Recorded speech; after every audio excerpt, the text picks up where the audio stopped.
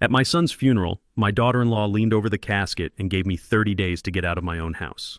I just smiled, packed a single bag, and walked away into the rain. She thought she had won. She thought she was finally rid of the old black man who embarrassed her in front of her wealthy friends. But she forgot one thing. The house wasn't hers. The money wasn't hers.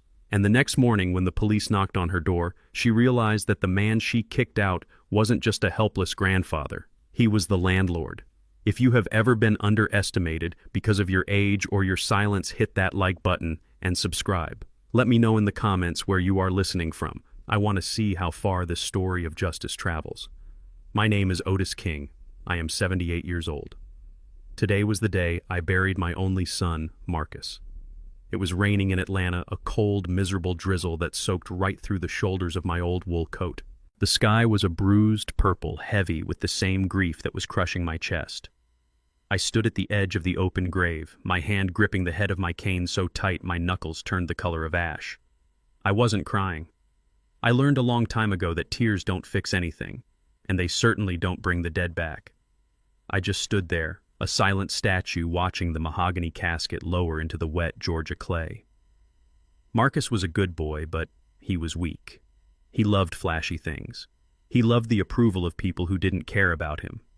And he loved Tiffany. That was his fatal mistake. Tiffany stood at the front of the crowd. She wasn't wearing black. She was wearing a tight charcoal gray designer dress that looked more appropriate for a cocktail party than a burial. She had large dark sunglasses on, but I knew she wasn't crying. She was checking her watch. She was bored. The service hadn't even fully ended when she turned and walked toward me. Her heels sank into the soft grass, puncturing the earth like little daggers. She didn't come to hug me. She didn't come to offer a tissue or a kind word about the man we both lost. She stopped 2 feet away from me, crossing her arms over her chest. The smell of expensive perfume and stale white wine rolled off her in waves. "Otis," she said, her voice low and sharp like the crack of a whip. "Stop looking so pathetic. You are making a scene." I looked at her, my eyes narrowing behind my glasses. A scene. I was standing perfectly still. The only scene here was her disrespecting the man who paid for the very shoes on her feet. "He is gone." "Otis," she continued, not even blinking. "Marcus is dead. And frankly, I don't have the patience to pretend anymore. The free ride is over. The free ride." The irony almost made me laugh out loud. I bought that colonial mansion in Buckhead 20 years ago. I paid cash. I put it in a trust so Marcus would always have a roof over his head, but I let him tell her he bought it. I let him play the big shot because I wanted my son to feel like a man. I let Tiffany believe I was just a retired truck driver living in the guest suite off his charity. I lived simply. I drove an old Buick. I wore suits I bought in the 90s. To her, I was just a broke old man draining her resources. "Tiffany," I said, keeping my voice deep and steady, "we can talk about this later. This is my son's funeral." "No, we talk now," she hissed, stepping closer. "I have friends coming over tonight. Influential people. People who matter. I need the guest suite. You have 2 hours to pack your bags and get out of my house." I stared at her. She was evicting me from my own property over my son's grave. The cruelty was breathtaking. It was so pure, so unfiltered, it was almost impressive. "You are kicking me out?" I asked, just to be sure I heard it right. "In the rain, I am reclaiming my space," she corrected, flipping her hair. "You have a pension, right? Go find a motel. Or a shelter. I don't care. Just be gone before the caterers arrive." That was when Brad stepped up. I had seen him around the house for months. The personal trainer. The man who helped Tiffany with her fitness while my son was working himself into an early grave to pay for her lifestyle. He was 28, built like a vending machine, and wearing a suit that was too tight in the arms. He put a heavy hand on my shoulder, a gesture of dominance, not comfort. "You heard the lady, Otis." Brad said, a smirk playing on his lips. "Don't make this difficult. You don't want to embarrass yourself in front of these nice people." I looked around. The nice people were Tiffany's friends, a sea of white faces looking at me with a mixture of pity and annoyance. They saw an old black man being told what to do, and they looked away, checking their phones, adjusting their umbrellas. Not one of them stepped forward. Not one of them defended the grieving father. "Take your hand off me, son," I warned, my voice dropping an octave. Brad laughed. It was a dry, ugly sound. "Or what, Gramps? You gonna hit me with your cane?" He shoved me. It wasn't a hard shove, but the ground was slick with mud and rain. My bad knee gave way. I stumbled backward and fell. I hit the wet earth with a heavy thud, mud splashing up onto my face and glasses. My cane rolled away out of reach. A gasp rippled through the crowd, but nobody moved. They just watched. I lay there in the mud, looking up at the gray sky, feeling the cold seep into my bones. I looked at Tiffany. She was looking down at me with pure disgust, her lip curled up like she was smelling something rotten. "Look at you," she spat. "Filthy. You are ruining the aesthetic, Otis." She reached down, but not to help me. She snatched the handkerchief I was clutching in my hand. It was a white linen square with my initials embroidered in blue thread. My wife Viola made it for me before she passed. It was the only thing I had to comfort me today. Tiffany used it to wipe a speck of mud from her red-bottom shoe, looked at the dirty cloth with disdain, and dropped it into a puddle. "Pathetic," she muttered. 2 hours, Otis. If you are not gone, I am calling the cops to have you removed for trespassing." I didn't say a word. I didn't scream. I didn't beg. I just looked past her legs toward the gate of the cemetery. Through the rain, I saw the black SUV that had brought the family here. Inside, I could see a small face pressed against the glass. Maya, my granddaughter. She was 14 years old, Marcus's daughter from his first marriage. The only innocent thing left in this world. Tiffany had locked her in the car. She didn't want Maya at the graveside because Maya would cry, and crying wasn't part of Tiffany's aesthetic. I saw Maya banging on the window, screaming for me, her tears streaming down the glass. She saw her grandfather fall. She saw the humiliation. That was the moment. That was the exact second the sadness in my heart hardened into something else. It turned into cold, heavy steel. I realized then that mercy would be a sin. If I showed these people mercy, I would be failing my son, and I would be failing Maya. I slowly pushed myself up. My joints popped, my muscles ached, but I stood. I am 6'2". I straightened my back, ignoring the pain, and towered over Tiffany. I wiped the mud from my face with the back of my hand. "You want me to leave?" I asked, my voice calm, terrifyingly calm. "Yes," she said, taking a half step back, unsure of the change in my eyes. "Right now." "Fine," I said. "I will go. But remember this moment, Tiffany. Memorize it, because this is the last time you will ever look down on me." She laughed, trying to regain her composure. "Is that a threat? You are a broke old man with no power. Go feed the pigeons." Brad chuckled and stepped between us, puffing out his chest. "Get moving, old man. Tick-tock." I didn't look at Brad. He was irrelevant. He was a symptom of the disease, not the cause. I picked up my cane from the mud. I bent down and picked up Viola's handkerchief, wet and stained, and placed it carefully in my pocket. I turned my back on my son's grave. I couldn't say goodbye to him properly, not with these vultures circling. I would come back when the air was clean. I walked away. I walked past the luxury cars. I walked past the people who thought I was nothing. I walked toward the gate. I stopped at the SUV. I put my large, calloused hand on the window where Maya's face was. She stopped screaming. She looked at me, her eyes wide with fear and confusion. I nodded to her. A slow, solemn nod.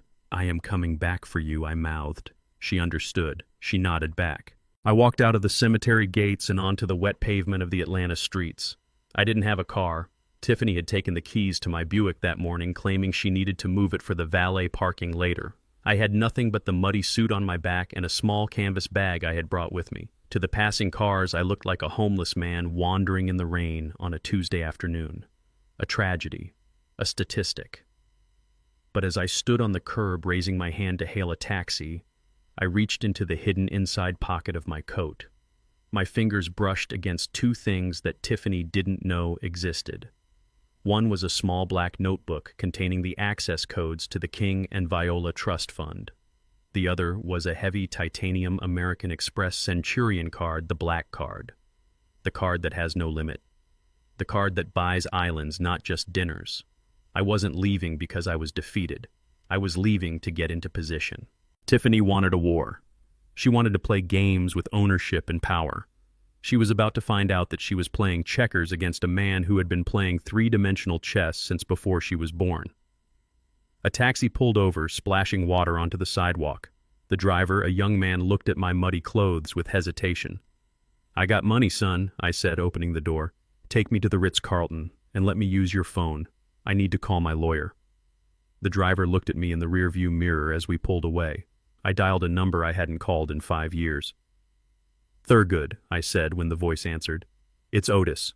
Wake the firm up. We are activating the Omega Protocol. The snake has finally shown her head." I looked out the window as the rain blurred the city lights. Tonight, Tiffany would celebrate. Tonight, she would drink my wine and sleep in my house. But tomorrow the sun would rise, and with it, the hammer of God. The rain in Atlanta does not just fall, it beats you down. It tries to wash away your dignity, along with the dirt on your shoes. I walked for 3 miles, the water soaking through my coat, chilling me to the bone, but the fire inside me burned hot enough to keep me going. Every step was a memory of Marcus. Every splash of a puddle was a reminder of the disrespect I had just endured. Tiffany thought she had broken me. She thought she had cast me out into the wilderness to wither away like an old leaf in winter. She was wrong. I was not withering. I was sharpening. As I turned the corner onto Peachtree Street, the flashing lights of a police cruiser blinded me for a moment. The siren blipped a short, sharp sound that made me stop in my tracks. 2 officers stepped out of the car, their hands resting near their holsters, their eyes scanning me up and down with suspicion. "Hold it right there, old-timer," one of them said, his voice loud over the sound of the rain. "We got a call about a vagrant disturbing the peace and trespassing in the area. You fit the description." I stood tall, leaning on my cane, wiping the rain from my glasses. A vagrant. Trespassing. I knew exactly who had made that call. Tiffany did not just want me gone, she wanted me humiliated, she wanted me arrested, she wanted to erase me completely. "I am not a vagrant, officer," I said, my voice steady and calm despite the cold. "I am just walking to my hotel." The other officer laughed, a short, dismissive sound. "Hotel? Look at you, Pops. You are covered in mud. You got ID." I reached slowly into my pocket, making sure my movements were deliberate and non-threatening. I pulled out my wallet, the leather worn and soft from years of use. I handed my driver's license to the officer. He shone his flashlight on it, squinting through the rain. "Otis King," the officer read aloud. "This address is in Buckhead. That is a long way from here. What are you doing walking in this weather, Mr. King?" "My son died today," I said, the words tasting like ash in my mouth. "I just buried him. And I decided to take a walk to clear my head. Is that a crime?" The officers exchanged a look. The aggression in their stance softened just a fraction, but the suspicion remained. "Look, Mr. King," the first officer said, handing back my license. "We are sorry for your loss, but we cannot have you wandering around like this.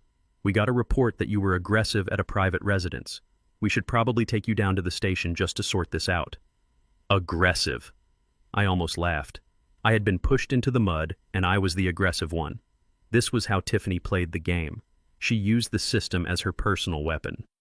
But she forgot that I knew the system too. I knew it better than she ever would. "Officer," I said, looking him in the eye, "I appreciate you doing your job, but if you arrest me right now, you are going to be making a very big mistake. I am not homeless. I am not a criminal. I am a grieving father trying to get out of the rain. Now, if you will excuse me, I have a reservation to keep." I turned and started walking again, not waiting for their permission. I heard them muttering behind me, debating whether to stop me, but something in my voice must have given them pause. They let me go. I walked another block, my heart pounding against my ribs, not from fear, but from anger. Pure, cold anger. I saw the awning of the Ritz-Carlton ahead, glowing like a beacon in the storm. The doorman, a young man in a pristine uniform, looked at me as I approached. His eyes widened slightly, taking in my muddy suit, my soaked shoes, my old canvas bag. He took a half step forward as if to block my path, but he stopped when he saw the look on my face. It was the look of a man who had walked through hell and was not in the mood for any more games. "Good evening, sir," he said, his voice uncertain. "Good evening," I replied, brushing past him and into the lobby. The warmth of the hotel hit me instantly, a stark contrast to the freezing rain outside. The air smelled of fresh flowers and expensive polish. Soft jazz played in the background. It was a world away from the mud and the misery of the cemetery. I walked straight to the front desk, my cane tapping a steady rhythm on the marble floor. The woman behind the counter looked up. She was beautiful, impeccable, and completely horrified by my appearance. She wrinkled her nose slightly as if she could smell the wet wool and the cemetery dirt. "Can I help you?" she asked, her tone icy and dismissive. She did not say sir. She did not smile. She looked at me like I was a stain on her perfect white counter. "I need a room," I said, my voice rough from the cold. I am sorry, she said, cutting me off before I could finish. We are fully booked tonight. Perhaps you should try the shelter downtown. They might have space for someone in your situation. There it was again, the assumption, the judgment. To her, I was just a dirty old black man who had wandered into the wrong place. I was not a customer, I was a nuisance. Check again, I said, leaning forward slightly. I think you will find you have a vacancy. The presidential suite. She laughed, a short, sharp sound of disbelief. Sir, the presidential suite is $5,000 a night, and we require a credit card for a deposit. A valid credit card. She emphasized the word valid, looking pointedly at my old, worn-out wallet. She was enjoying this. She was enjoying putting me in my place just like Tiffany had. I understand, I said slowly. I reached into my wallet. My fingers bypassed the few crumpled bills I had. They bypassed my driver's license. They found the cool, heavy metal of the card tucked away in the back. I pulled it out and placed it on the counter. The sound it made was different from a normal plastic card. It was a solid, heavy clink like a coin dropping. The receptionist looked down. Her eyes widened. Her mouth opened slightly, but no sound came out. She stared at the black titanium card, the American Express Centurion, the card that is invitation only, the card that says you don't just have money, you have power. She looked up at me, and for the first time she really saw me. She didn't see the mud. She didn't see the old coat. She saw the man who carried that card. Her face went pale. Her arrogant demeanor vanished, replaced by a sudden, terrified respect. Mr. King, she stammered, her hands trembling as she picked up the card. I am so sorry. I didn't realize. You didn't look, I said quietly. You saw what you wanted to see. Now the room. Yes, sir. Of course, sir. Right away, sir. Her fingers flew across the keyboard. We have the suite available. I will upgrade you personally, and we will have someone take your coat to be cleaned immediately. Complimentary, of course. She handed me the key card with both hands like it was a sacred object. I took it without a word. Thank you, I said. And have someone bring up a bottle of your best bourbon. No, make it 2. I have work to do. I walked to the elevator, leaving her staring after me, her face flushed with embarrassment. The other guests in the lobby who had been watching with amusement now looked away, pretending they hadn't seen a thing. Money changes everything. It changes how people see you. It changes how they treat you. It is a sad truth, but a useful one. I rode the elevator to the top floor alone. The silence was heavy but welcome. I unlocked the door to the presidential suite and stepped inside. It was magnificent. Floor-to-ceiling windows overlooked the city of Atlanta, the rain blurring the lights into streaks of gold and red. The furniture was velvet and leather. The bed was huge enough to sleep a family. I didn't care about any of it. I walked to the window and looked out at the city. Somewhere out there in that rain, Tiffany was celebrating. She was probably drinking champagne, laughing with her friends, telling them how she had finally gotten rid of the old man. She was planning her new life in my house, spending my son's money, thinking she had won the lottery. I took off my muddy coat and threw it on the floor.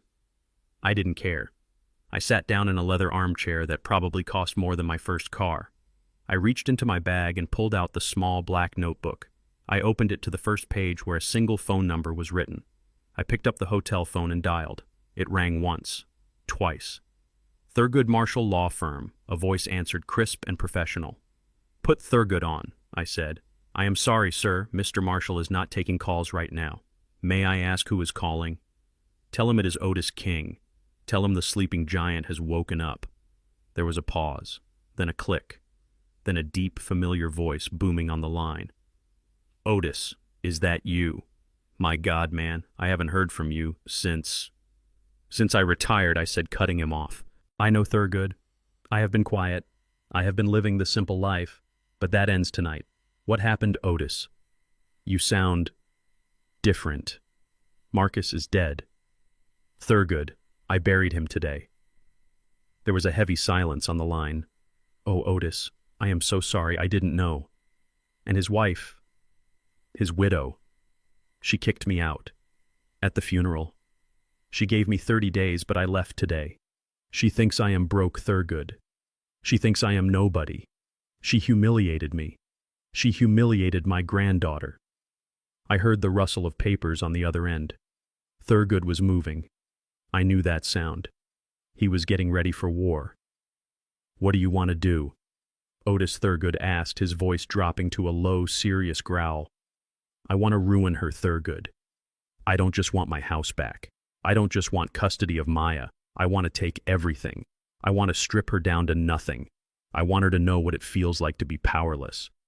I stood up, walking to the window, looking out at the storm. "Start the paperwork, Thurgood. Freeze the accounts. Activate the clauses in the trust."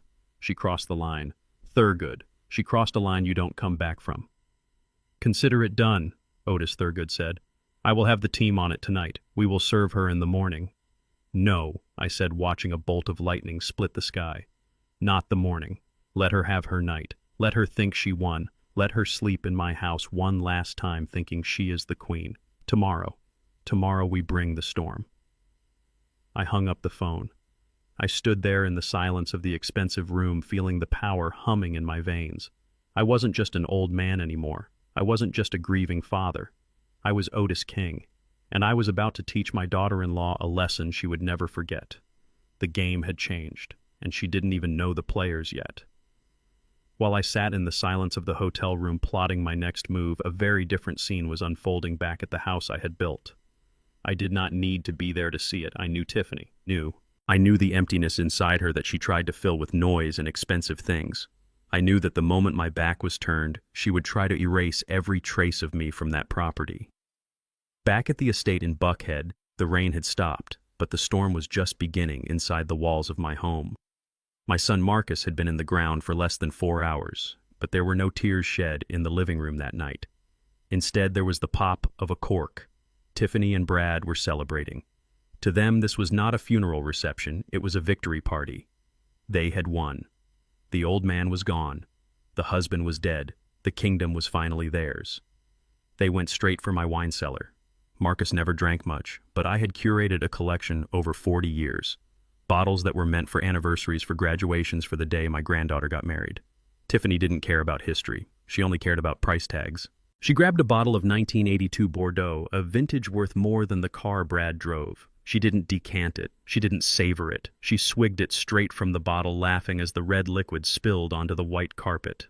Brad was pacing the living room like a tiger that had finally broken into the meat locker. He was touching everything, claiming it with his greedy hands. He turned up the stereo, blasting music that shook the crystal in the cabinets. It was a desecration, a vulgar display of power over a dead man's house. Then they turned their attention to the guest suite, my room. For years I had kept to myself in that wing of the house, trying to be invisible, trying not to trigger Tiffany's rage. It was a simple room filled with books and the few clothes I kept in rotation. They tore through it like a hurricane. Tiffany pulled my suits out of the closet. These were not just clothes. They were the suits I wore when I negotiated contracts for the union. They were the suits I wore to church on Sundays. They were the history of a man who demanded respect. She threw them into a pile on the floor, kicking them with her heels. "Get rid of it," she screamed over the music. "Get rid of all of it. I don't want to smell that old man in my house ever again." Brad gathered them up in his arms, laughing like a hyena. He carried them out to the stone fire pit in the backyard. I can only imagine the flames rising into the night sky, fueled by the wool and silk of my life's work. They stood there, warming their hands over the fire, watching my history turn to ash, toasting to their new future. They thought they were burning me away. They didn't realize that fire purifies. They were just burning the old Otis, making way for the new one. But the party was not just about destruction, it was about greed. Once the fire was roaring, they went to Marcus's home office. This was the room where my son had worked himself to death trying to pay for Tiffany's demands. In the corner, hidden behind a heavy oak desk, was a safe. Tiffany knew it was there. She had seen Marcus use it 1,000 times, but she never knew the combination. Marcus, for all his weakness, had kept that one secret. He knew she would drain it dry if she could. "Open it!" Brad shouted, banging on the steel door with a fireplace poker. "I don't know the code," Tiffany shrieked, tearing through the drawers of the desk, looking for a note, a key, anything. He must have written it down. Marcus was stupid. He always wrote things down. They tore the office apart. Papers flew everywhere. Important documents, deeds, insurance policies, family photos were ripped and scattered across the floor in their frantic search for cash. They assumed there was money inside. They assumed there were stacks of bills hidden away. They didn't know that the safe was empty of cash. The only thing inside was a letter Marcus had written to me years ago, a letter of apology that he never had the courage to send. When they realized they couldn't open it, the mood shifted. The celebration turned into frustration. The alcohol was fueling their anger now. They needed a target. They needed something to hurt, and that was when they remembered Maya. My granddaughter had been hiding in her room all evening, terrified and alone. She had listened to the music, the shouting, the sound of things breaking. She was 14 years old, grieving her father, and now she was trapped in a house with two monsters. Tiffany stormed up the stairs, her heels clicking ominously on the hardwood. She kicked open Maya's door. The poor girl was sitting on her bed, clutching a framed photo of her and Marcus taken at a baseball game years ago. It was one of the few times Marcus had managed to sneak away from Tiffany to spend time with his daughter. "What are you doing sitting there in the dark?" Tiffany snapped, swaying slightly in the doorway. "I am just missing my dad," Maya whispered, holding the photo tighter. "Your dad is dead," Tiffany said, her voice cold and cruel. "And he left us with nothing but bills. You think you can just sit here and cry while I figure out how to save this house?" She marched over and snatched the photo from Maya's hands. Maya screamed, reaching for it, but Tiffany held it high out of reach. "This is mine," Tiffany said. "Everything in this house is mine. The frame is mine. The bed is mine. You are just a guest here, and guests need to earn their keep." "Please," Maya begged, tears streaming down her face. "Please, Tiffany, that is all I have." Tiffany looked at the photo, then at Maya. A twisted smile spread across her face. She didn't see a grieving child. She saw a piece of me. She saw a piece of the past she wanted to destroy. "Oops," she said, and let the photo drop. It hit the floor with a sickening crunch. The glass shattered. Tiffany stepped on it, grinding her heel into the picture of my son's smiling face. Maya let out a wail of pure heartbreak. She dropped to her knees, trying to pick up the pieces, cutting her fingers on the broken glass. "Stop crying," Tiffany shouted, grabbing Maya by the shoulder and shaking her.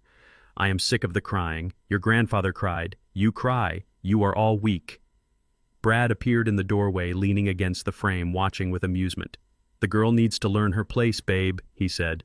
Tiffany shoved Maya back onto the bed. "Listen to me," she hissed, leaning close, her face twisted with hate. "Things are changing around here. No more free rides. Tomorrow you are moving to the basement. I need this room for Brad's gym equipment, and if you don't like it, you can go join your grandfather on the street." Maya curled into a ball, trying to make herself small, trying to disappear. But Tiffany wasn't done. She looked around the room, evaluating everything with greedy eyes. "In fact," she said, straightening up and smoothing her dress, "why wait? We need money. Brad, get the boxes." They started stripping the room. They took Maya's laptop. They took her jewelry box, which contained a small gold necklace I had given her for her 10th birthday. They even took the designer sneakers Marcus had bought her for school. "What are you doing?" Maya sobbed, watching her life being dismantled. "Liquidating assets," Tiffany declared, throwing the items into a pile in the hallway. "We are having an estate sale. Everything goes. The old man's junk, your junk, all of it." She turned to Brad, her eyes wild with manic energy. Tomorrow morning, Tiffany announced, her voice echoing through the hallway loud enough for the neighbors to hear if they were listening. "Tomorrow morning we sell everything. I want this house empty. I want every trace of the King family gone. We are going to sell the furniture, the art, the clothes. We are going to turn this trash into cash, and then we are going to Europe." She looked back at Maya one last time. "And you," she said, pointing a manicured finger, "you better start packing for the basement. And don't even think about calling that old man. He is gone. He is nothing. You belong to me now." She slammed the door, leaving my granddaughter in the dark, surrounded by the wreckage of her room. Downstairs, the music started up again. They drank more wine. They laughed harder. They celebrated their cruelty, thinking they were untouchable. They didn't know that in the silence of that room, Maya had pulled a small burner phone from inside her pillowcase. It was a phone I had given her months ago just in case. She didn't call me. She didn't text. She did exactly what I had taught her to do. She pressed a single button that activated the internal security cameras I had installed in the vents years ago. From my hotel room miles away, my laptop screen flickered to life. I saw it all. I saw the fire in the yard. I saw the broken glass on the floor. I saw the fear in my granddaughter's eyes. And I saw Tiffany standing in the middle of my living room, raising a glass to my son's death, declaring war on my blood. She wanted to sell everything tomorrow. She wanted to erase us. I sat back in my leather chair and watched the screen, my face reflecting in the glass. "Go ahead, Tiffany," I whispered to the silent room. "Put it all on sale. Dig your hole a little deeper. Because when the sun comes up, you are going to find out that the only thing being sold tomorrow is you." The silence in the presidential suite was heavy, broken only by the rhythmic tapping of rain against the reinforced glass. I sat in the high-backed leather chair, a glass of bourbon untouched on the table beside me. My body was exhausted. My joints ached from the cold and the fall at the cemetery, but my mind was racing at 1,000 miles an hour. I could not rest, not while my granddaughter was trapped in that house with those vultures. I looked at the clock on the bedside table. It was just past midnight, the witching hour, the time when secrets are whispered and sins are committed. I reached into my bag and pulled out a second phone. It was a cheap, prepaid burner phone, the kind drug dealers and unfaithful husbands use.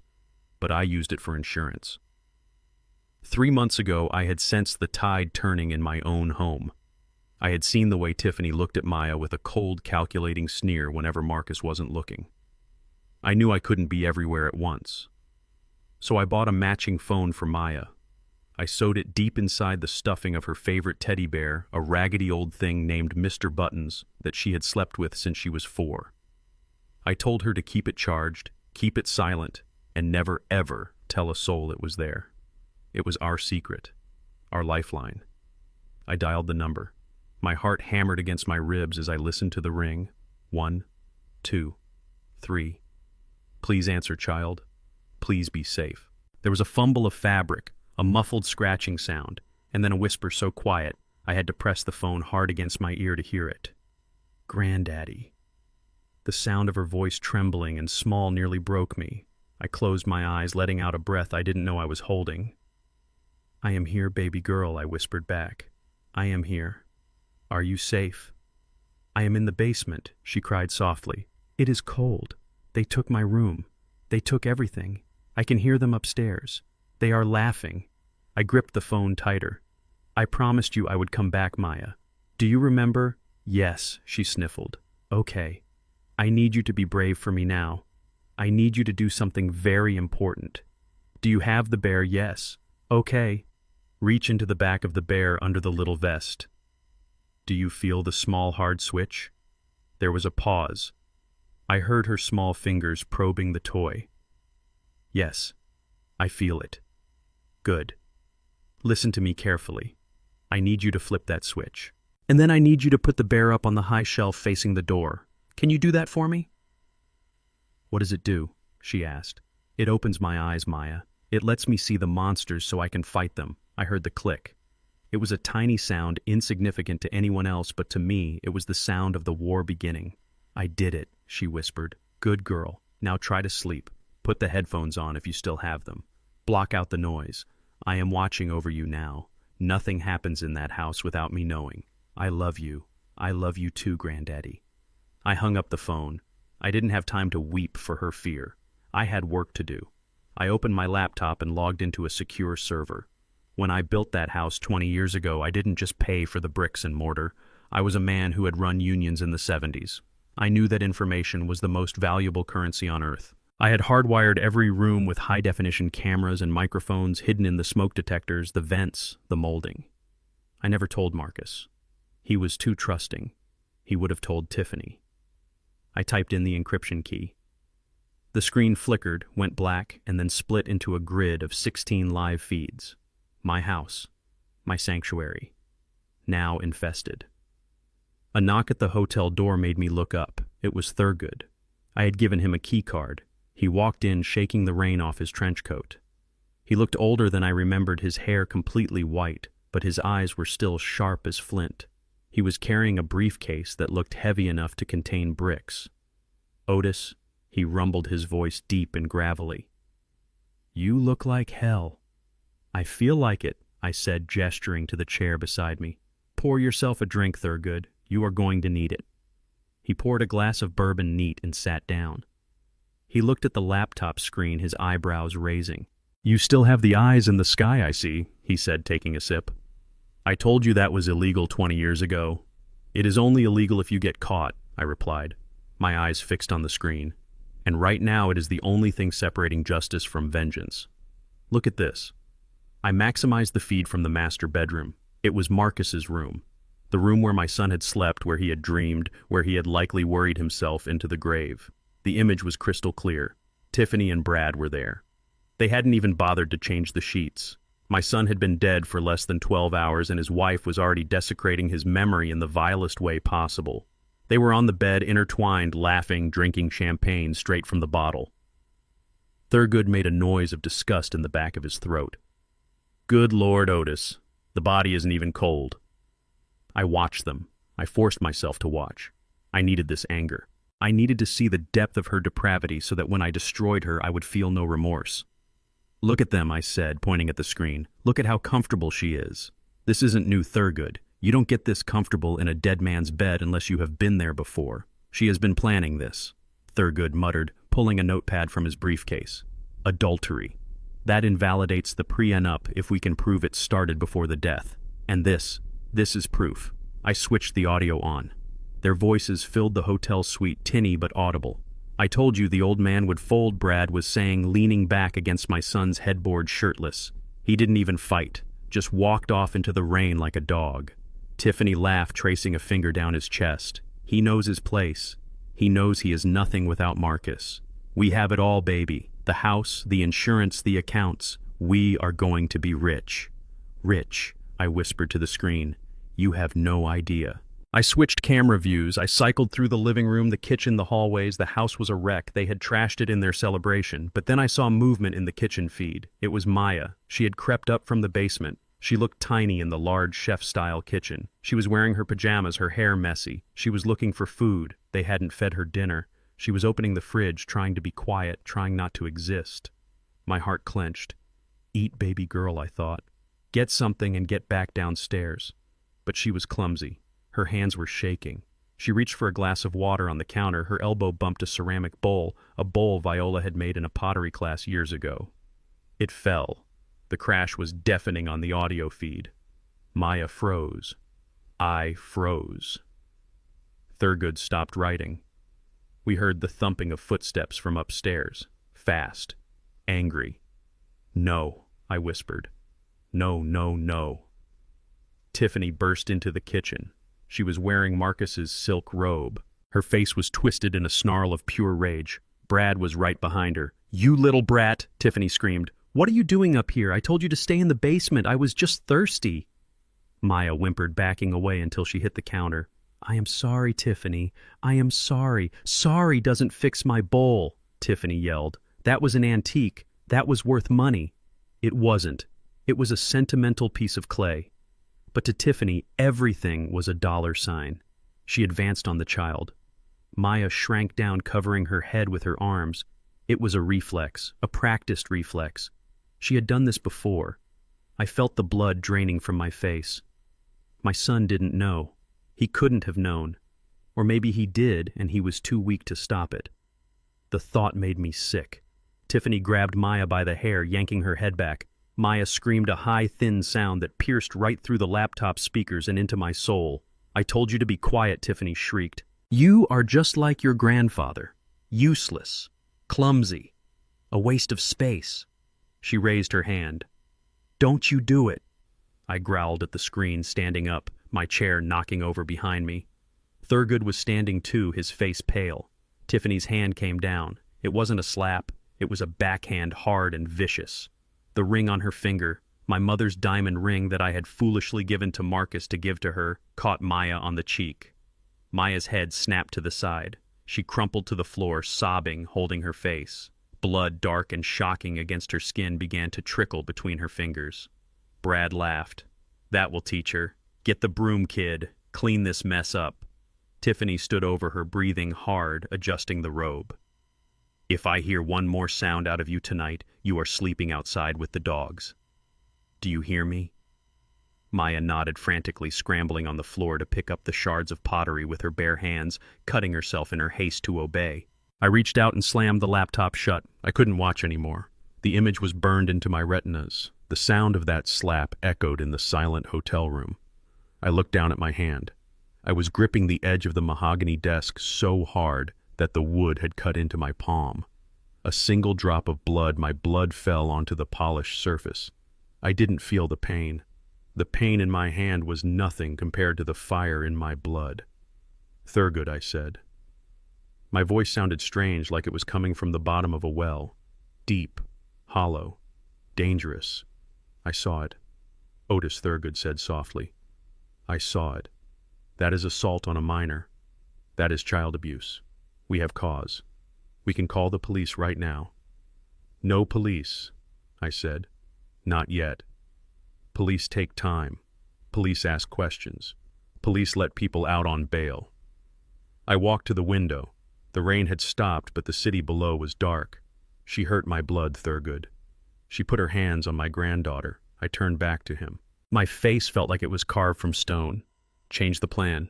We are not waiting for the paperwork. We are not waiting for the courts. Call the security team, the private team, the ones we used during the strike of '92. Otis Thurgood warned. "Vigilante justice will put you in jail. You will lose everything." I held up my bleeding hand. "I have already lost my son. I almost lost my dignity. I will not lose that little girl. We are going in tomorrow morning, not with a subpoena. We are going in with a battering ram. I want the sheriff. I want the FBI. I want every agency you can call in the next 4 hours. Tell them we have proof of a felony in progress. Tell them we have proof of fraud. Tell them whatever you have to tell them to get a convoy at my door by sunrise." Thurgood looked at me for a long moment. He saw the resolve. He saw the old union boss who used to stare down armed strikebreakers without blinking. He nodded slowly. "I will make the calls," he said. "But Otis, if we do this, there is no going back. You are going to destroy her life completely." I looked at the closed laptop where the ghost of my granddaughter's scream still lingered. "Good," I said, "because she just signed her own death warrant. She thinks she is the queen of the castle. Tomorrow she is going to find out she is just a squatter in the lion's den, and the lion is coming home." The sun rose over Atlanta with a brightness that felt offensive. It was the morning after my son's funeral, a time when a widow should be waking up with swollen eyes and a heavy heart surrounded by family and memories. But Tiffany was not that kind of widow. She woke up with a calculator in her head and a hunger in her belly that had nothing to do with food. I sat in my hotel room watching the city wake up from my high-rise window, sipping black coffee that tasted bitter on my tongue. I knew what she was doing. I knew her schedule better than she knew it herself, because greedy people are predictable.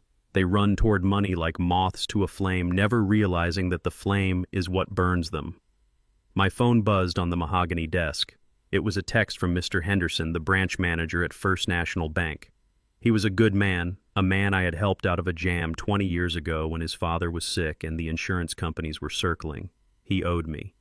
And today he was paying his debt. "She is here," the text read, "and she brought the boyfriend." I leaned back in my chair, closing my eyes. I could see it as clearly as if I were standing in the lobby. Tiffany would be wearing something expensive, something loud, trying to project power to cover up her desperation. She wouldn't be wearing black. She had probably burned her mourning clothes along with my suits. And Brad, that parasite, would be trailing behind her like a lost puppy, drooling at the thought of the treats she was about to buy him. They weren't there to check the balance. They weren't there to pay for the funeral costs. They were there for a Porsche. I had heard them talking about it on the surveillance feed the night before. A 911 Carrera. Brad had been whining about his old truck, saying he needed something that fit his new status as the man of the house. Tiffany, desperate to keep him happy, desperate to buy the affection she couldn't earn, had promised him the world. She promised him my son's money. I imagined them walking into the bank, the cool air conditioning the smell of money and polished floors. Tiffany would bypass the line. She always did. She believed lines were for other people, for the little people who didn't have husbands who died and left them millions. She would march straight to Mr. Henderson's glass-walled office, her heels clicking like gunshots on the tile. I wasn't there, but I knew the script. I had written it. Mr. Henderson told me later exactly how it went down. Tiffany threw her purse onto his desk, not even waiting for an invitation to sit. She looked at him with that sneer she reserved for service workers, demanding that he liquidate Marcus's primary savings account. She wanted a cashier's check for $150,000. Immediately. She didn't ask about penalties. She didn't ask about taxes. She just extended her hand, palm up, expecting the world to place its riches into her grasp. Brad stood behind her, arms crossed, trying to look tough, trying to look like he belonged in a bank and not a gym locker room. Mr. Henderson, calm and professional, adjusted his glasses. He typed on his keyboard, the sound of the keys the only noise in the tense office. He frowned. He typed again. He looked up at Tiffany with a polite, apologetic smile that I knew hit a core of steel. "I am afraid I cannot do that, Mrs. King," he said. Tiffany's smile faltered. "What do you mean you can't?" "It is my husband's money. I am his sole beneficiary. I have the death certificate right here." She slammed the paper onto the desk. "My son's death certificate." To her, it wasn't a tragedy. It was a coupon. It was a ticket to the life she thought she deserved. Mr. Henderson didn't even look at the paper. He folded his hands on the desk. "I understand that, ma'am, and my condolences for your loss. However, the account has been flagged." "Flagged?" Tiffany's voice rose, cracking the quiet atmosphere of the bank. "Flagged for what?" "For a mandatory post-death audit," Henderson explained smoothly. "It is standard procedure when there are irregularities in the estate planning or when the primary assets are held in a trust that has activated a security protocol." "Trust." Tiffany laughed, a high, nervous sound. "There is no trust. Marcus didn't have a trust. He told me he owned everything outright." Mr. Henderson turned his monitor slightly, just enough so she could see the red block letters flashing on the screen. "Account frozen. Refer to trustee." "Mr. King did not own the assets in this account," Mrs. King Henderson said. "The account is under the name of the King and Viola Trust. Marcus was merely a signatory with limited withdrawal privileges. Upon his death, those privileges were automatically revoked." "Revoked." Tiffany screamed. The veneer of the grieving widow was gone. The sophisticated socialite was gone. What was left was a cornered animal. She stood up, knocking her chair back. "Who is the trustee? Who is controlling my money?" "It is not your money, ma'am," Henderson said, his voice dropping a degree in temperature. "And the trustee is Mr. Otis King." The silence that followed must have been deafening. I savored the thought of it from my hotel room. I imagined the color draining from her face, the way her mouth would open and close like a fish on a hook. Otis, the old man she had kicked into the mud, the man she thought was homeless, the man she thought was nothing. "That is a lie," she shrieked. "Otis is a broke old truck driver. He doesn't have 2 nickels to rub together. He lived in my guest room. I kicked him out." "That Mrs. King was a mistake," Henderson said. "Because Mr. Otis King is the sole owner of this financial institution's largest private holding. He initiated the audit this morning at 8:00 a.m. He has frozen all assets associated with your husband's estate pending a full investigation into potential fraud and misappropriation of funds." "Fraud." Brad stepped forward, flexing his muscles. "Watch who you are calling a fraud suit. We want the money. Give us the money or we are going to come back there and take it." Henderson didn't flinch. He simply pressed a small, silent button under his desk. "I would advise against threats," Sir Henderson said. Tiffany was hyperventilating. "This cannot be happening. This isn't real. I need that check. I have a deposit on a car. I have bills." "That is not the bank's concern," Henderson said. "As of this moment, all accounts linked to Marcus King, including the joint checking account, the credit cards, and the investment portfolio are locked. You have 0 access." "0." Tiffany whispered. "0, Henderson," confirmed. Then she lost it. The rage that had been simmering under her skin, the entitlement that had fueled her for years, exploded. She grabbed the stapler from Henderson's desk and threw it at the glass partition. It bounced off with a loud crack. She swept her arm across the desk, sending papers and pens flying. "You are stealing from me," she screamed, her voice echoing through the lobby. "That old bastard is stealing my money. He is dead. He is supposed to be nothing." The security guards were there in seconds. 2 large men built like linebackers moved into the office. They didn't ask her nicely. They grabbed her by the arms. "Get your hands off me!" Tiffany yelled, kicking and thrashing. "Do you know who I am? I am Tiffany King. I own this town." "You own nothing, ma'am," one of the guards said, dragging her toward the door. Brad tried to intervene, putting a hand on a guard's shoulder. "Hey, watch the merchandise, pal. The guard spun around and shoved Brad hard in the chest. Brad, for all his gym muscles, stumbled back and tripped over his own feet, landing hard on the polished floor. He scrambled up his tough guy act, dissolving instantly when he saw the guard's hand resting on his taser. "We are leaving," Brad yelled, backing away, leaving Tiffany to be dragged out. "We are leaving." They threw her out onto the sidewalk. Literally threw her. She stumbled, in her heels, scraping her knees on the concrete. Her expensive purse spilled open lipstick and mints rolling into the gutter. People were watching. People were filming. The same people she tried so hard to impress were now seeing her being ejected from a bank like a common criminal. She stood up, her dress torn, her hair wild. She looked at the bank doors, then at Brad, who was brushing dust off his tight pants, looking more annoyed than concerned. "Do something," she screamed at him. "Go back in there and fix this." "Fix what, Tiff?" Brad spat, looking at her with a new expression. Disgust. The old man locked it down. "You said he was broke. You said we were rich." "We are rich," she insisted, though her voice wavered. "It is just a mistake, a glitch. We just need to wait." "Wait with what?" Brad asked. "I wanted that car today. You promised me that car today. I will get it for you. Just give me a minute. Let me call my lawyer." She reached for her phone, her hands shaking so badly she dropped it twice. She dialed. I know she dialed the family lawyer, a man named Saul who had helped Marcus set up his will. But Saul wouldn't answer. I had gotten to Saul first. Thurgood had paid Saul a visit an hour ago with a file folder full of evidence regarding Saul's unethical practices. Saul was currently very busy shredding documents and booking a flight to the Cayman Islands. He wasn't going to answer Tiffany's call. Not today. Not ever. She stared at the phone, listening to the endless ringing. The reality began to set in. She looked at the bank, a fortress she could not breach.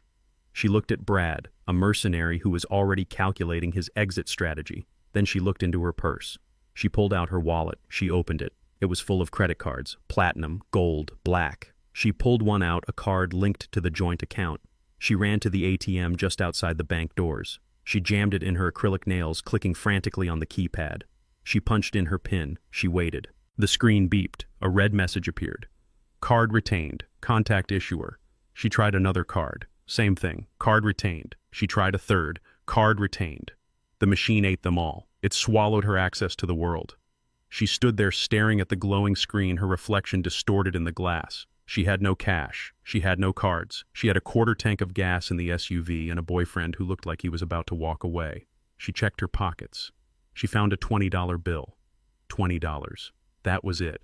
That was her net worth. She turned around, her face pale, her eyes wide with a terror she had never known. The terror of being ordinary. The terror of being poor. "Brad," she whispered. I don't have any money for lunch." Brad looked at her. He looked at the bank. He looked at the $20 in her hand. He laughed. It wasn't a nice laugh. It was the laugh of a man who realizes the ride is over. "Well, babe," he said, turning and walking toward the SUV without waiting for her. "I guess we are eating fast food, if you can afford it." Tiffany stood alone on the sidewalk, the sun beating down on her, exposing every flaw, every lie. She was beginning to realize that the rain yesterday wasn't the worst part. The worst part was the drought that was coming, and she didn't have a drop of water left to drink. Hunger makes people desperate, but debt makes them stupid. I sat in my hotel room watching the surveillance feed on my laptop screen, witnessing the panic set in. It was 2 p.m. The bank had kicked them out. The credit cards were dead plastic. And Brad's phone was ringing. I could see him pacing in the living room of my house. He was sweating. He kept checking the window, pulling the curtains back with a twitchy, nervous finger. He wasn't looking for the police. He was looking for a bookie. I knew the type. Brad was a man who liked to bet on things he couldn't control with money he didn't have. He had a gambling debt, a big one. And the people he owed didn't send letters, they sent guys with baseball bats. Tiffany was sitting on the sofa, her head in her hands. Her expensive dress was rumpled, her hair was a mess. The queen of the castle was watching her kingdom crumble before she even had time to redecorate. "We need $50,000, Tiff," Brad shouted, throwing his phone onto the couch. "They gave me until sunset. If I don't pay, they are going to break my legs. You said we were rich. You said the old man was handled. He is handled, Tiffany snapped, lifting her head. Her eyes were red-rimmed but manic. It is just a banking error. A glitch. We have assets, Brad. Look around you. We are sitting in a gold mine. She stood up and walked over to the fireplace. Above the mantel hung a painting. It wasn't just a painting. It was an original work by a renowned Harlem Renaissance artist, a piece I had bought at an auction in 1995. It depicted a group of steelworkers breaking for lunch, their faces tired but proud. It reminded me of my father. It was worth easily $80,000. To Tiffany, it was just an old picture of dirty men. This, she said, tapping the frame with a manicured nail. This must be worth something. And the rugs, those vases in the hallway, the silver in the dining room. Marcus told me his father was obsessed with this junk. He called it history. I call it cash. My heart hammered against my ribs. She was going to sell it. She was going to strip the flesh off the bones of my life and sell it by the pound to pay for her boyfriend's gambling mistakes. I grabbed my phone. I didn't call the police. Police can't stop a homeowner from selling furniture, not without a court order, and court orders take days. I needed to stop this now. But then I paused. If I stopped her, she would just find another way. She would find a pawn shop. She would sell it on the street corner. No, I needed to let her do it. I needed her to commit the crime. Selling property that doesn't belong to you is theft. Selling property from a frozen estate is fraud. I dialed Thurgood. She is liquidating, I said, my voice tight. She is going to sell the art and the antiques. I know, Thurgood replied. My team is monitoring her online activity. She just posted a listing on an estate sale forum. Urgent luxury sale, cash only, no questions asked. Send him in, I said. Send who? Send the wolf. The wolf was a man named Mr. Sterling. He wasn't a real antique dealer. He was a cleaner, a man who worked for the firm who specialized in acquiring things quietly. He looked like a shark in a three-piece suit. Tell him to buy it all, I commanded. Everything. The paintings, the clock, the silver, Viola's piano. Tell him to lowball her. Insult her with the price. Make her desperate. But make sure she signs the bill of sale. I want her signature on a document stating she is the owner. I want proof she sold my property. Consider it done, Otis. I watched on the screen. 20 minutes later, a white, unmarked van pulled into the driveway. Mr. Sterling stepped out. He was a tall white man with slicked back hair and a smile that didn't reach his eyes. He carried a clipboard. Tiffany opened the door before he could even knock. She looked at the van, then at him.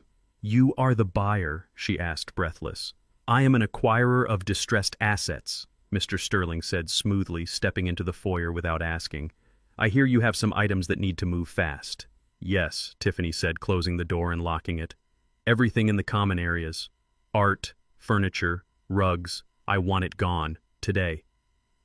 Sterling walked through my home. He looked at the painting of the steelworkers. He looked at it with disdain, sniffing as if it smelled.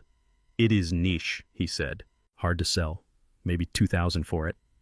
$2,000, I whispered in my hotel room. That painting belongs in a museum. Tiffany didn't blink. Fine. What about the clock? Sterling walked over to the grandfather clock standing in the corner. It was a German antique from the late 19th century. It had chimed the hour every day of Marcus's life. Heavy, Sterling said. A pain to move. 500. Tiffany nodded frantically. She didn't care about the value. She didn't care about the history. She just saw the numbers adding up in her head. 2,000 here, 500 there. They went room to room. Sterling pointed at my things, my memories, and put price tags on them that were insults. The Persian rug I bought in Istanbul for $10,000, he offered $300. The mahogany dining table where we ate Thanksgiving dinner, he offered $1,000. It was agonizing to watch. It was like watching someone carve up my body while I was still alive. But I forced myself to stay in the chair. I forced myself to watch her nod and agree to every lowball offer. Total is $22,000, Sterling said, standing in the middle of the living room. Cash, right now.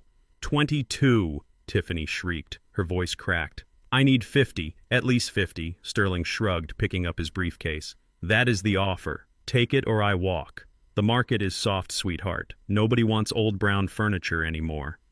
Tiffany looked at Brad. Brad was pacing in the background, looking at his watch. "Take it, Tiff," he hissed. "Take it. We can sell her jewelry later. Just get the cash." "My jewelry." She was talking about Viola's jewelry. The pearls, the wedding ring. They were locked in a safety deposit box she couldn't access, but she didn't know that yet. "Fine," Tiffany said, her shoulders slumping. "Fine. 22,000. Give it to me."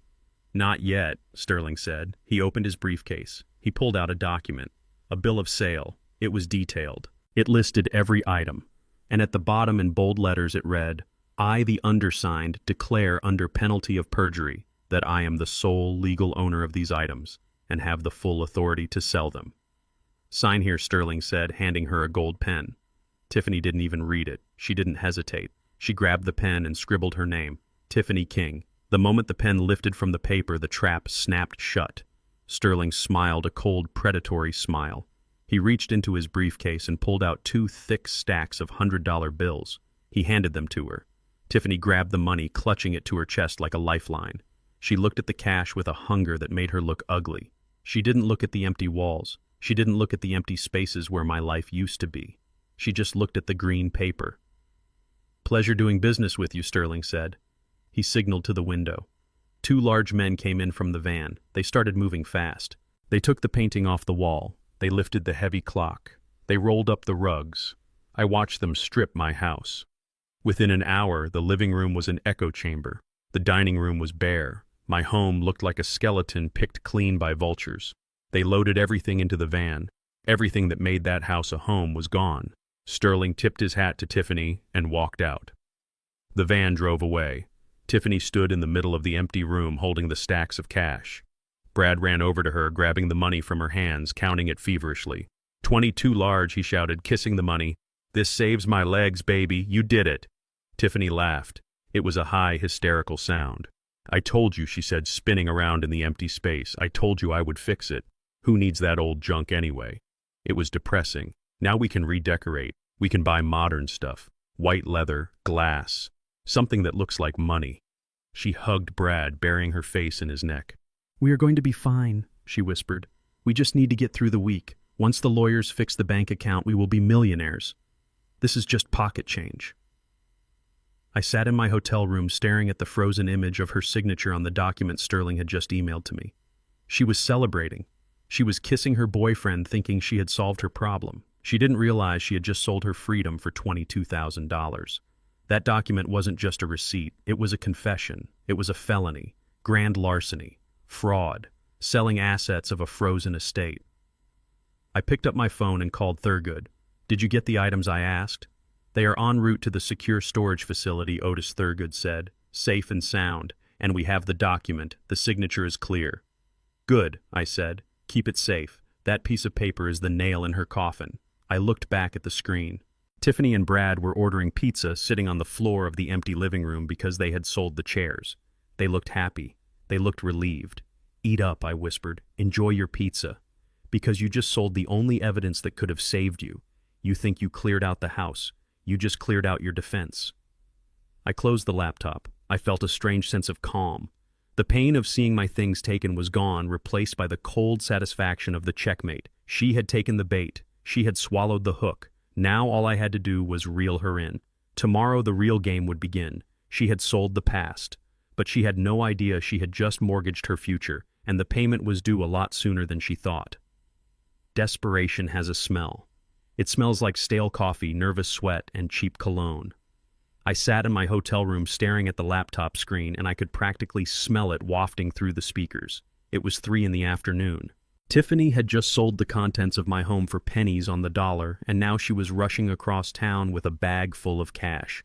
She wasn't going to the bank. She wasn't going to pay off her debts. She was going to see a man named Saul. I knew Saul. Not personally, but by reputation. In Atlanta, if you wanted a contract dispute settled legitimately, you called Thurgood. If you wanted a DUI to disappear or a document to say something it didn't originally say, you called Saul. His office was in a strip mall next to a dry cleaner and a pawn shop. It was the kind of place where the blinds were always drawn and the receptionists changed every month. Thurgood sat next to me, his face grim. He had tapped into Saul's office security system an hour ago. It wasn't hard. Men like Saul didn't invest in cybersecurity. They invested in shredders.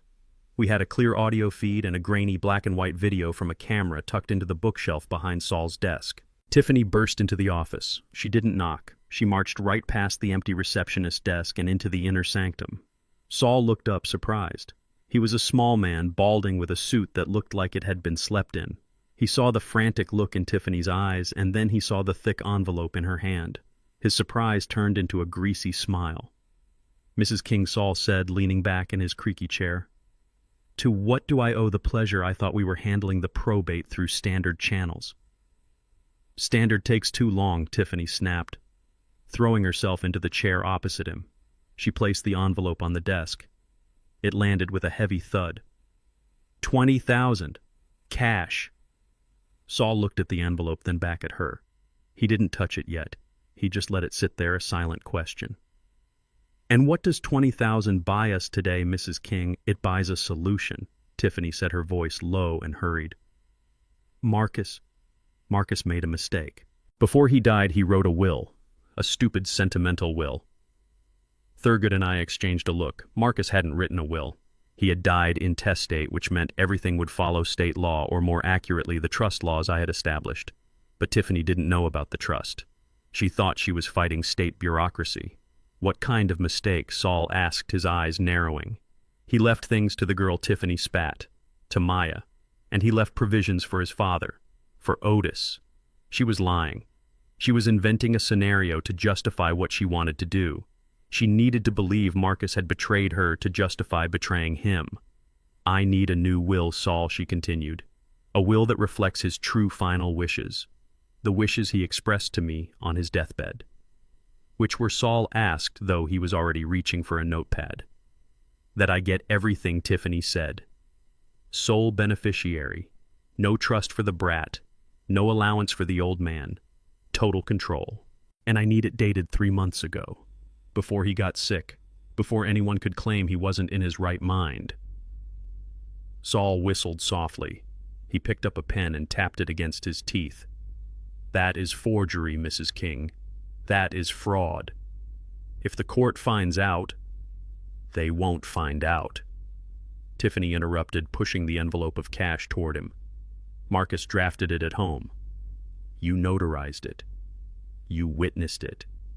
Your secretary witnessed it. It got lost in your filing cabinet until today. That is the story." Saul looked at the money. He opened the flap of the envelope and thumbed through the bills. They were the same bills Mr. Sterling had given her hours ago. My money. She was using the proceeds from selling my history to erase my future. "It is risky," Saul muttered. "The father, Otis, he is still around. He might contest it." "He is a nobody," Tiffany scoffed. "He is a senile old truck driver living in a motel. He doesn't have the money to hire a lawyer, let alone fight a will contest. He will probably be dead in a year anyway. And the girl, she is a minor. She doesn't know anything. I am her legal guardian now. I speak for her." Thurgood's hands slammed down on the hotel table. "That is enough," he growled. "Otis, we have to stop this. This is conspiracy. This is a felony in progress. We can call the cops right now and have them bust down the door." I reached out and put a hand on Thurgood's arm. My grip was firm. "No," I said. "Otis, are you crazy? She is trying to disinherit your granddaughter. She is trying to steal the estate. Let her," I said, my eyes fixed on the screen. Thurgood looked at me like I had lost my mind. "Otis, if she signs that document, it creates a legal mess that could take years to untangle. We have to stop the act. No, Thurgood. Listen to me. If we stop her now, it is just a conversation. It is just intent. She can claim she was stressed, she was grieving, she wasn't thinking straight. She gets a slap on the wrist. Maybe probation." I looked back at the grainy image of Tiffany, her face twisted with greed and malice. "I don't want a slap on the wrist," I whispered. "I want chains. I want prison. I want her to be so buried under the weight of her own crimes that she never sees daylight again." "But the will," Thurgood argued. "The will is void," I said. "You know it and I know it. The house isn't Marcus's to give. The money isn't his to leave. The trust owns it all. She is forging a document for assets that don't even belong to the estate." I leaned closer to the screen. "Let her sign, Thurgood. Let her commit the act. Let her cross the line from a bad daughter-in-law to a federal criminal. I want the ink to dry. I want her signature on the line. I want her to hang herself with her own pen." Thurgood hesitated, then slowly sat back down. He understood. It was a gamble, a dangerous one, but it was the only way to get total victory. On the screen, Saul smiled. He closed the envelope and put it in his drawer.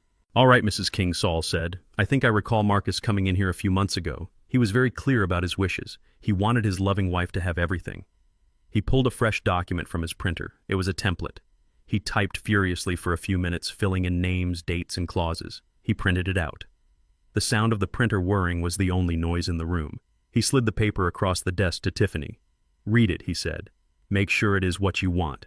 Tiffany didn't read it. She didn't care about the legal jargon. She just flipped to the last page. "Where do I sign?" she asked. Saul pointed to a line. "But wait," he said. He pressed a button on his intercom. "Sharma, come in here for a moment." A young woman walked in looking bored. She was the witness, another pawn in their game. "We need to witness a signature," Saul said. "Date it. Let's say August 12th. The woman nodded, not asking questions. She was used to this. Tiffany picked up the pen. I watched her hand. It didn't shake. It didn't hesitate. There was no guilt in her posture, no second thoughts about stripping a 14-year-old girl of her father's legacy. There was only hunger. She pressed the pen to the paper. She signed Marcus's name. It was a crude forgery, a jagged scrawl that barely resembled my son's hand, but she did it with confidence. Then she signed her own name as the executor. "It is done," she said, dropping the pen. Saul stamped the document. The heavy thud of the notary's seal echoed through the speakers. It sounded like a judge's gavel. "Congratulations, Mrs. King," Saul said, handing her a copy.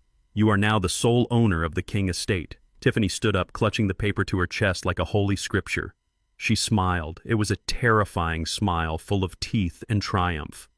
"Thank you, Saul," she said. "You saved my life." She walked out of the office, her heels clicking, her head held high. She thought she was walking out a millionaire. She didn't know she was walking out a felon. Back in the hotel room, Thurgood let out a long, heavy sigh. "She did it," he said. "She actually did it. She did." I agreed. I felt a strange coldness in my chest. The last shred of hope I had for her, the tiny possibility that she might just be a grieving, desperate woman, was gone. She was a predator, and predators need to be put down. "Save the recording," I told Thurgood. "Make 3 copies. Send one to the cloud, one to your private server, and put one on a flash drive for the sheriff." Thurgood typed the commands. "What now?" "Otis." "Do we call them in?" "Not yet," I said, standing up and stretching my aching back. "The trap is set, but the door isn't locked yet. She has the will. Now she is going to try to use it. She is going to try to evict Maya. She is going to try to sell the house." I walked to the window looking out at the Atlanta skyline. She thinks she has the power now. She feels invincible. That is when people make mistakes. That is when they get careless. I turned back to Thurgood. "Go home, old friend. Get some sleep. Tomorrow is going to be a long day. Tomorrow she tries to cash the check she just wrote, and tomorrow we bounce it." Thurgood packed up his gear. "You are a scary man when you are angry, Otis," he said quietly. "I am not angry anymore, Thurgood," I replied. "I am past anger. This is just business now, the business of taking out the trash." When he left, I sat alone in the dark. I looked at the freeze frame of Tiffany signing the document. I zoomed in on her face. "Enjoy it, Tiffany," I whispered. "Enjoy the feeling of winning, because it is the last time you will ever feel it. You wanted to cut me out. You wanted to cut Maya out. You just cut your own throat. And you paid $20,000 for the knife. The smell of diesel fuel and old coffee has always been the perfume of money to me." I stood in the lobby of King Logistics, the company I built from a single rusted flatbed truck into the largest transport empire in the South. The receptionist didn't recognize me. She was new young, tapping away on a phone, probably complaining about her boyfriend. She saw an old black man in a suit that looked expensive but out of place, leaning on a cane, staring at the gold lettering on the wall. "Can I help you, sir?" she asked, not looking up. "Deliveries are in the back." "I am not here for a delivery," I said, my voice low. "I am here for the shareholders' meeting." She finally looked up, popping her gum. "That is a closed meeting. Board members only. Do you have an appointment?" I didn't answer. I just walked past her. I didn't need an appointment to enter a building I owned. I didn't need permission to walk on floors I had laid with my own hands. I walked to the elevator, punched the code for the executive floor, a code that hadn't changed in 20 years because I was the one who set it, and waited for the doors to slide shut. My son Marcus was the face of this company. I had stepped back into the shadows 15 years ago, letting him take the title of CEO. I wanted him to shine. I wanted him to be the man I knew he could be. But Marcus was soft. He led with his heart, not his head. And he let the sharks in. The elevator doors opened on the top floor. The hallway was lined with mahogany and glass. I could hear voices coming from the boardroom at the end of the hall. Loud voices. Angry voices. I walked slowly, my cane sinking into the plush carpet. I stopped just outside the double doors. I didn't go in yet. I listened. "We need to liquidate the fleet," a man's voice said. That was Jenkins. He was the CFO, a man with a smile like a used car salesman and a heart like a calculator. "With Marcus dead, the stock is going to plummet.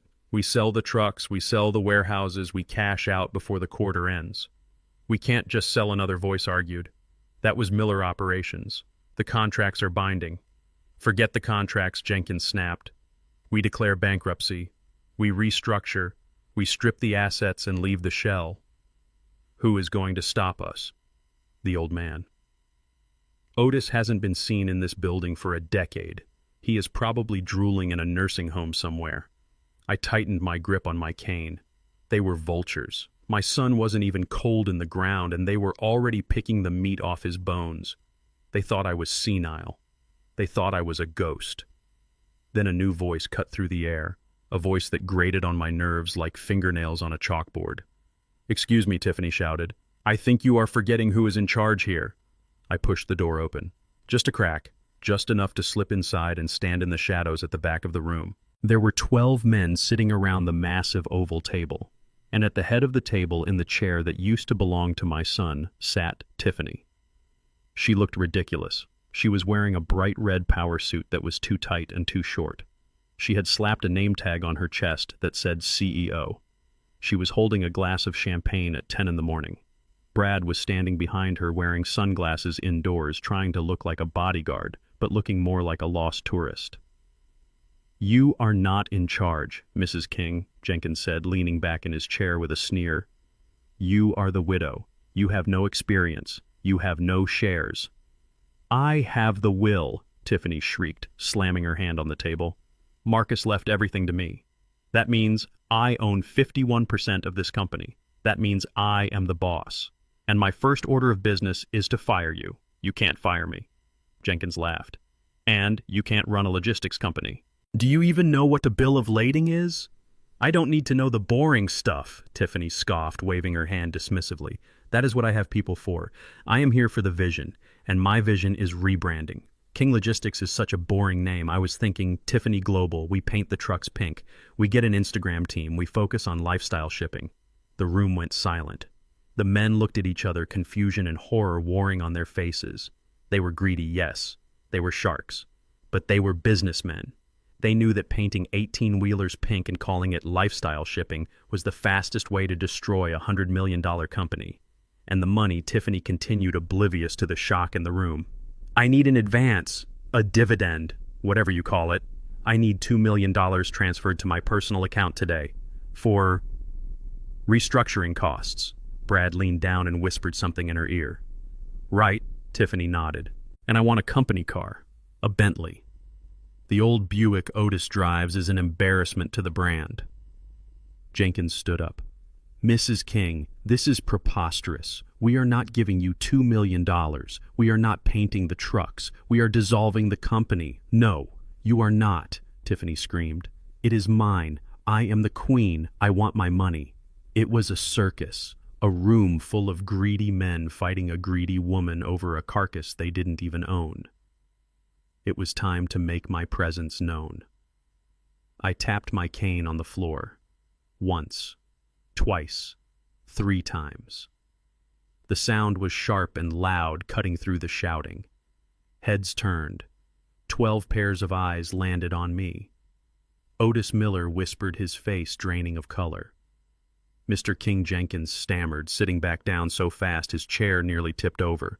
Tiffany spun around. Her eyes narrowed when she saw me standing in the shadows. "What are you doing here?" she spat. "Security, who let this old beggar in?"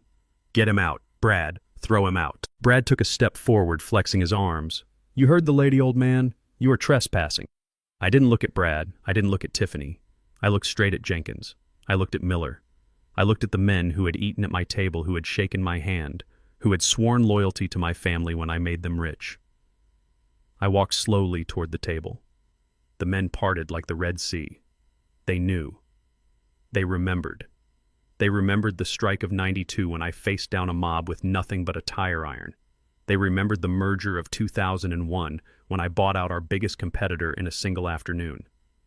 They saw the gray hair and the cane, but they also saw the eyes. The eyes of the man who signed their paychecks. Otis Jenkins said, his voice trembling. We didn't know you were involved." I pulled out a chair. Not the head chair. I didn't need the head chair to lead. I sat at the opposite end facing Tiffany. "I am always involved, Jenkins," I said, my voice a low rumble that vibrated in the quiet room. Tiffany laughed. A nervous, shrill sound. "Why is everyone afraid of him? He is a broke truck driver. He lived in my guest room. He eats cat food." Brad laughed with her. "Yeah, go back to the nursing home. Gramps, the adults are talking." I placed my hands on the table. I looked at the board members. I saw the sweat on their foreheads. "Is this how we conduct business now?" I asked them, ignoring Tiffany completely. "Is this the legacy of King Logistics? Screaming disrespect, plotting to strip the assets before the earth has settled on my son's grave?" Jenkins swallowed hard. "Mr. King, we were just discussing options. With Marcus gone, the market is volatile. You thought you could steal," I finished for him. "You thought the watchdog was dead so the wolves could eat." I turned my gaze to Tiffany. She was fuming. She hated being ignored. "Stop talking to them," she yelled at me. "Talk to me. I am the owner. I have the will." "You have a piece of paper," I said calmly. "A piece of paper that hasn't been probated. A piece of paper that is currently being analyzed by a forensic document examiner." Tiffany went pale. "What?"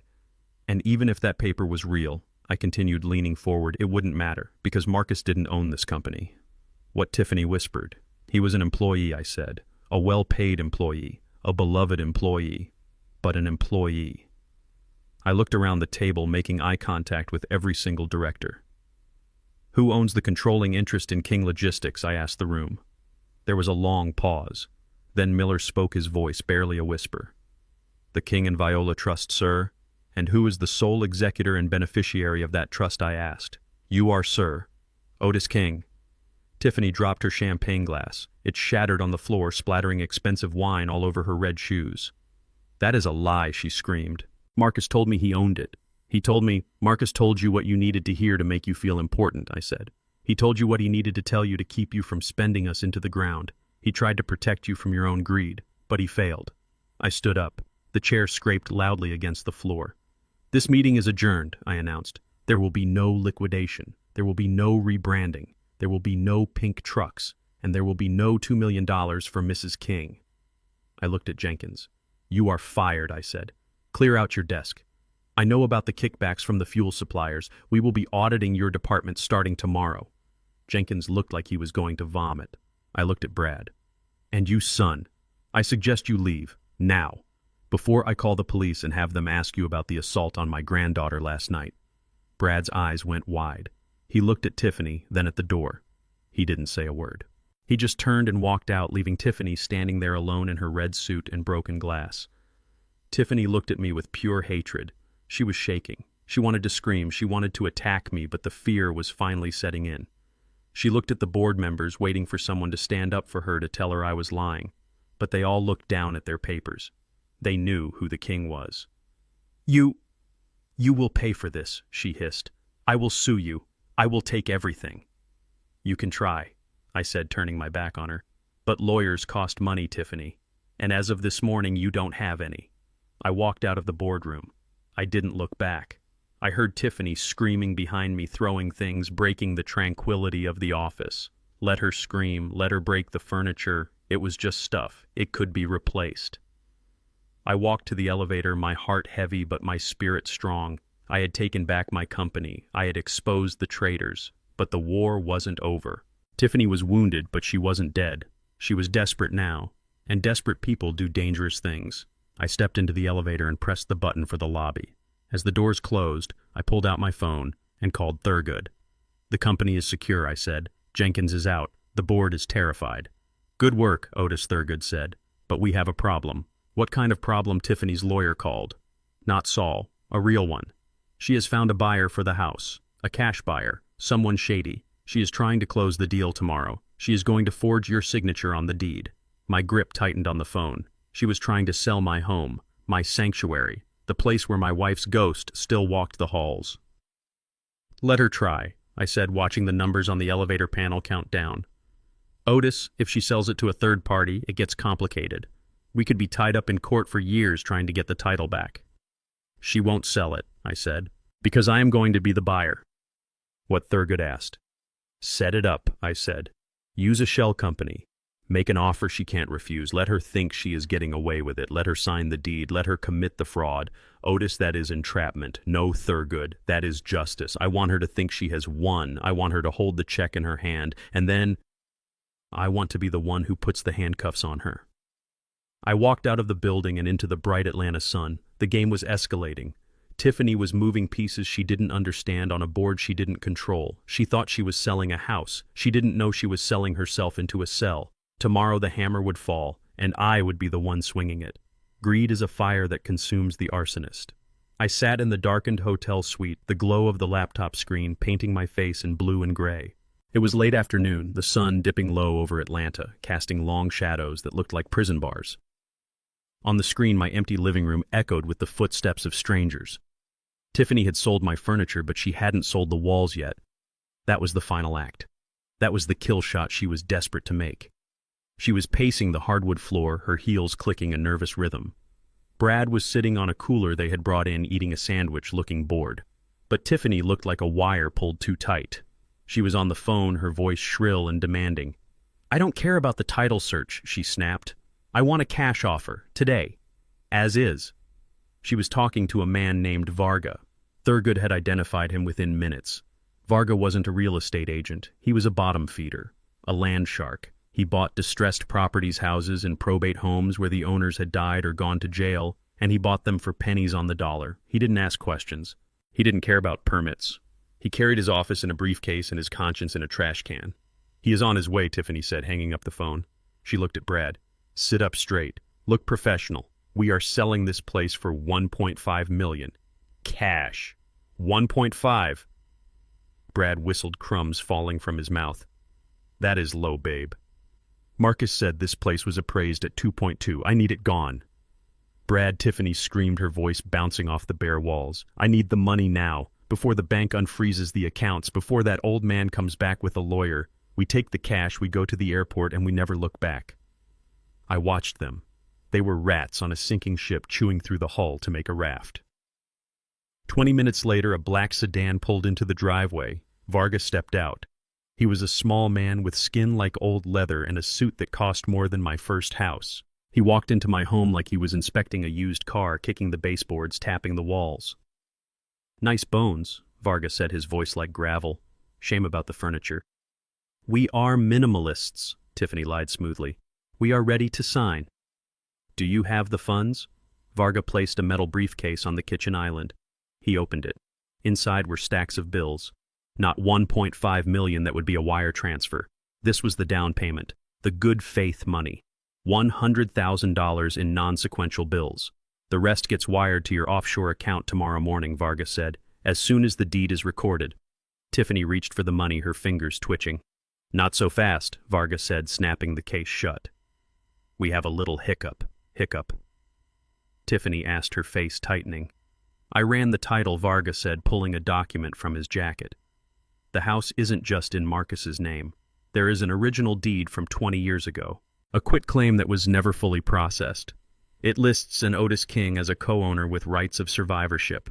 My heart beat steady and slow. I had set that trap decades ago, a legal landmine waiting for a thief to step on it. "He is dead," Tiffany said quickly. Too quickly. "He died years ago. Marcus was the sole owner. Do you have a death certificate for Otis King? Varga asked, raising an eyebrow. I can get one, Tiffany stammered. It is in storage. Varga looked at her. He knew she was lying. Men like Varga smelled lies like sharks smell blood. But he didn't care about the truth. He cared about the liability. I don't need a death certificate, Varga said, sliding a document across the island. I just need a signature.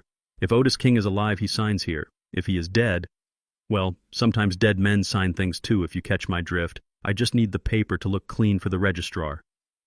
He produced a gold pen and laid it next to the paper. I am not asking questions, Mrs. King, Varga said softly. I am buying a house. I need 2 signatures on this deed transfer. Yours and Otis King's. You get me that signature, you get the money. Tiffany looked at the paper. She looked at the briefcase. She looked at Brad. I watched her face on the screen. I saw the calculation. I saw the moment she decided that a felony was just another business transaction. He is unavailable, Tiffany said, but he gave me power of attorney. I need a signature, Varga repeated. I don't care who holds the pen. I just need the name Otis King on that line. He turned his back, walking toward the window, pretending to admire the view. He was giving her the room to commit the crime. He was giving her the rope. Tiffany looked at Brad. Do it, she hissed. Me? Brad whispered, eyes wide. I can't forge a signature. I don't even know what his handwriting looks like. Just write it, Tiffany growled. Make it look shaky. He is old. Just write the damn name. Brad hesitated. His hand hovered over the pen. He knew this was bad. He knew this was prison time. But then he looked at the briefcase. Greed is a powerful anesthetic. It numbs the fear. He picked up the pen. I leaned forward in my hotel room. Thurgood was beside me, his hand hovering over the phone. Not yet, I told him. Let the ink hit the paper. Brad bent over the kitchen island. My kitchen island. The place where I had rolled out biscuit dough with my wife. The place where I had taught Marcus to balance a checkbook. Brad pressed the pen to the document. He wrote slowly, sticking his tongue out in concentration like a child. O-T-I-S. He paused. Keep going, Tiffany whispered, sweating. K-I-N-G. He finished. He dropped the pen like it was hot. There, he said, his voice trembling. It is done. Tiffany grabbed the document. She blew on the ink. She looked at it with a wild, triumphant grin. It is signed, she announced.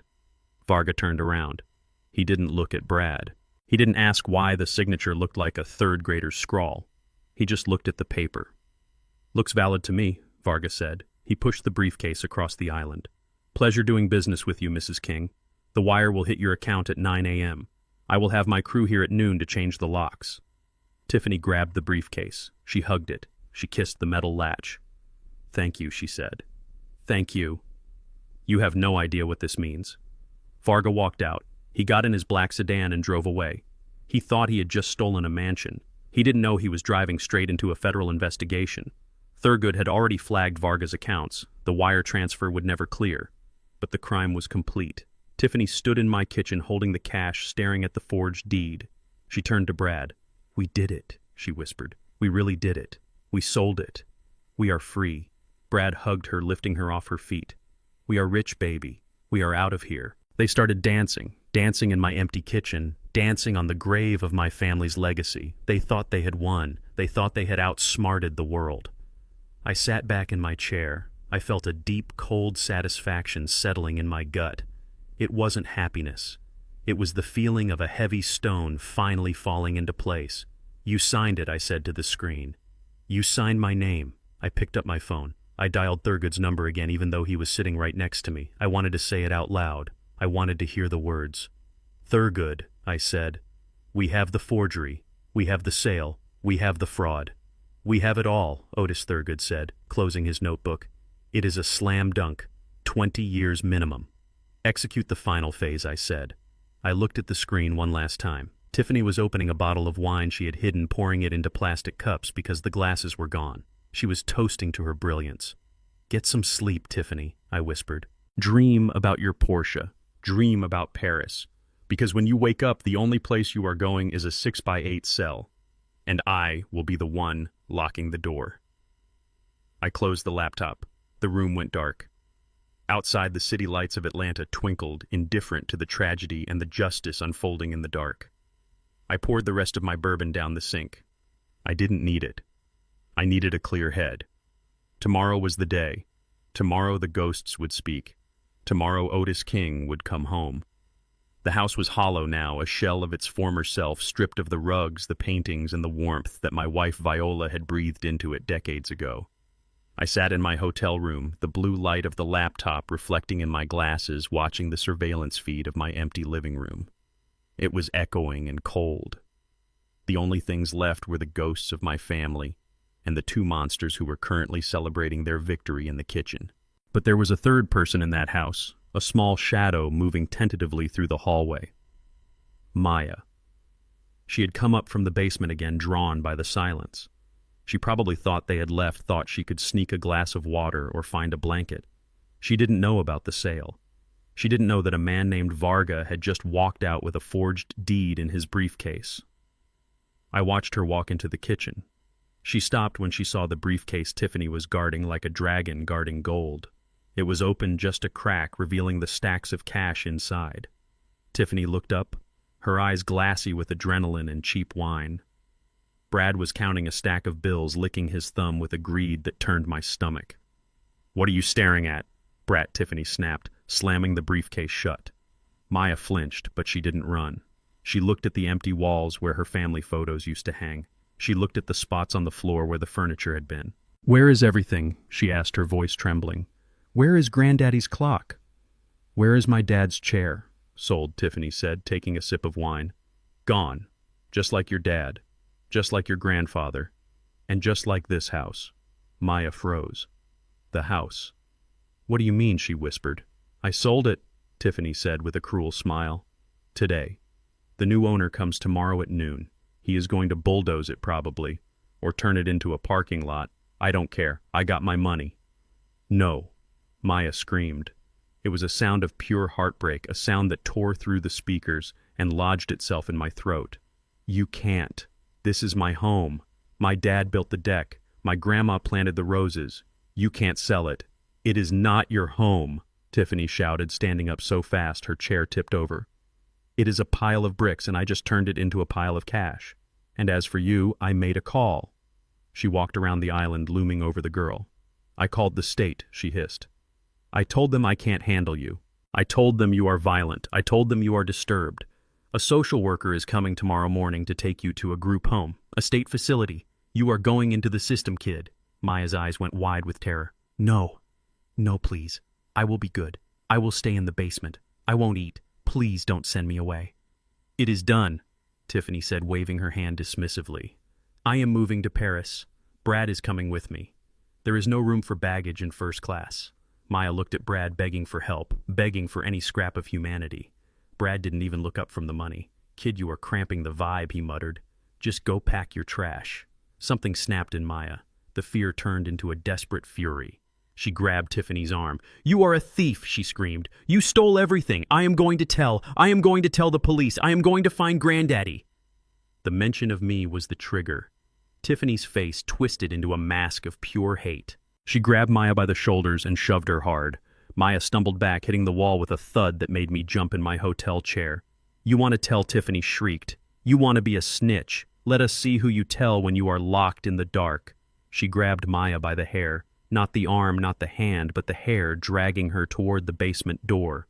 Maya kicked and screamed, her sneakers squeaking on the floor, but she was no match for a grown woman fueled by rage and wine. "Brad, help me!" Tiffany yelled. "Get the door!" Brad stood up, stuffing a stack of cash into his pocket.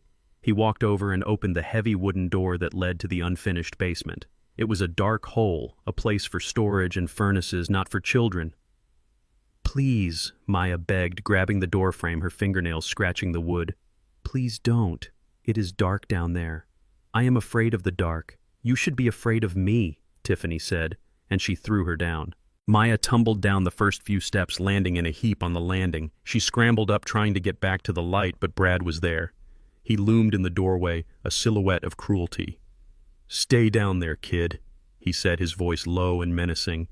"If you make one sound, if you bang on this door one time, I am coming down there, and I promise you won't like it." He slammed the door shut. I heard the lock click, a heavy deadbolt I had installed for security now used as a weapon against my own blood. But they weren't done. The cruelty of these people had no bottom. Tiffany walked over to the breaker panel in the utility closet off the kitchen. I saw her open it. I saw her finger trace the labels. Basement lights, she read aloud. Click. Basement outlets. Click. Water heater. Click. She killed the power. She killed the heat. She left my 14-year-old granddaughter in pitch-black darkness in a cold, damp basement with nothing but the concrete floor and her fear. "Let her think about that," Tiffany said, dusting off her hands. "Let her sit in the dark and think about who is in charge." They went back to the money. They went back to their wine. They laughed. They actually laughed.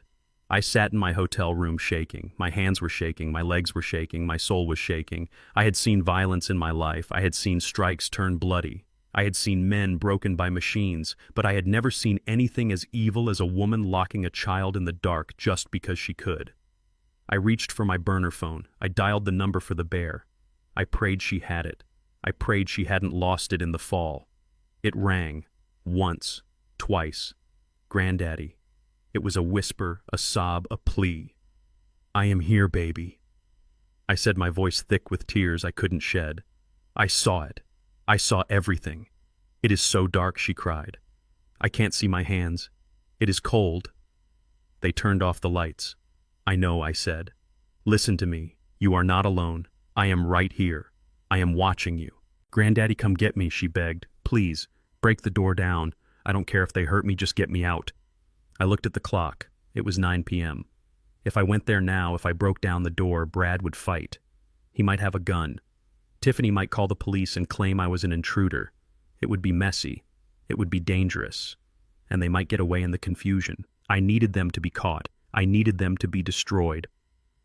"Hold on, Maya," I said. "I need you to be the bravest girl in the world for just a few more hours." "Can you do that?" "I am scared." She wept. "I know. But the cavalry is coming. The soldiers are mounting up. Do you have the blanket I told you to hide down there?" "Yes. Wrap yourself up. Squeeze the bear. I am in the bear, Maya. My love is in that bear." I talked to her for an hour. I told her stories about her father when he was a boy. I told her stories about the stars. I talked until her breathing slowed, until she stopped crying, until she fell asleep from sheer exhaustion in the cold, dark basement of the house her father bought. I didn't hang up. I left the line open, listening to her breathe. I picked up my other phone. I dialed a number that bypassed secretaries and assistants. A number for a man named Colonel Silas, heavy security private military contractor and the man who ran my personal protection detail. "Silas," I said when he answered. "Mr. King." "It is time," I said. "What is the status, sir?" "Hostile," I said. "They have a hostage. My granddaughter. She is locked in the basement. Power is cut." Silas's voice went hard. "We can breach in 10 minutes, sir. We can extract the target." "No," I said. "Not yet. I want them to feel safe. I want them to sleep. I want them to wake up thinking the world is theirs." I looked at the screen where Tiffany and Brad were passing out on the floor surrounded by stolen money. "Bring the team," I said. "Full gear. Heavy weapons. I want the perimeter sealed by 4 a.m. I want a man on every door and every window. If a rat tries to crawl out of that house, I want it caught." "Copy that, Mr. King." "Rules of engagement. We are coordinating with the sheriff and the FBI at dawn," I said. "But Silas, if that man Brad touches the basement door, if he even looks at it wrong before the police get there. You want us to engage, I want you to break him," I said. "Understood, sir. We are rolling out." I hung up. I sat in the dark of the hotel room listening to the dual sounds of my enemies sleeping in my stolen house and my granddaughter breathing in the dark. I didn't sleep. I sat watch. I was the shepherd. And the wolves were about to find out that the sheepdog had teeth of iron. The sun would rise in a few hours. And when it did, the darkness in that basement would be replaced by the blinding light of justice. The sun rose over Buckhead, casting long, deceptively cheerful shadows across the lawn of my stolen home. Inside, the air was thick with the smell of stale wine and the electric buzz of anticipation. Tiffany and Brad were awake, pacing the empty living room like tigers in a cage. They were waiting for the clock to strike 8. They were waiting for the removal of the problem in the basement so they could grab their cash and vanish.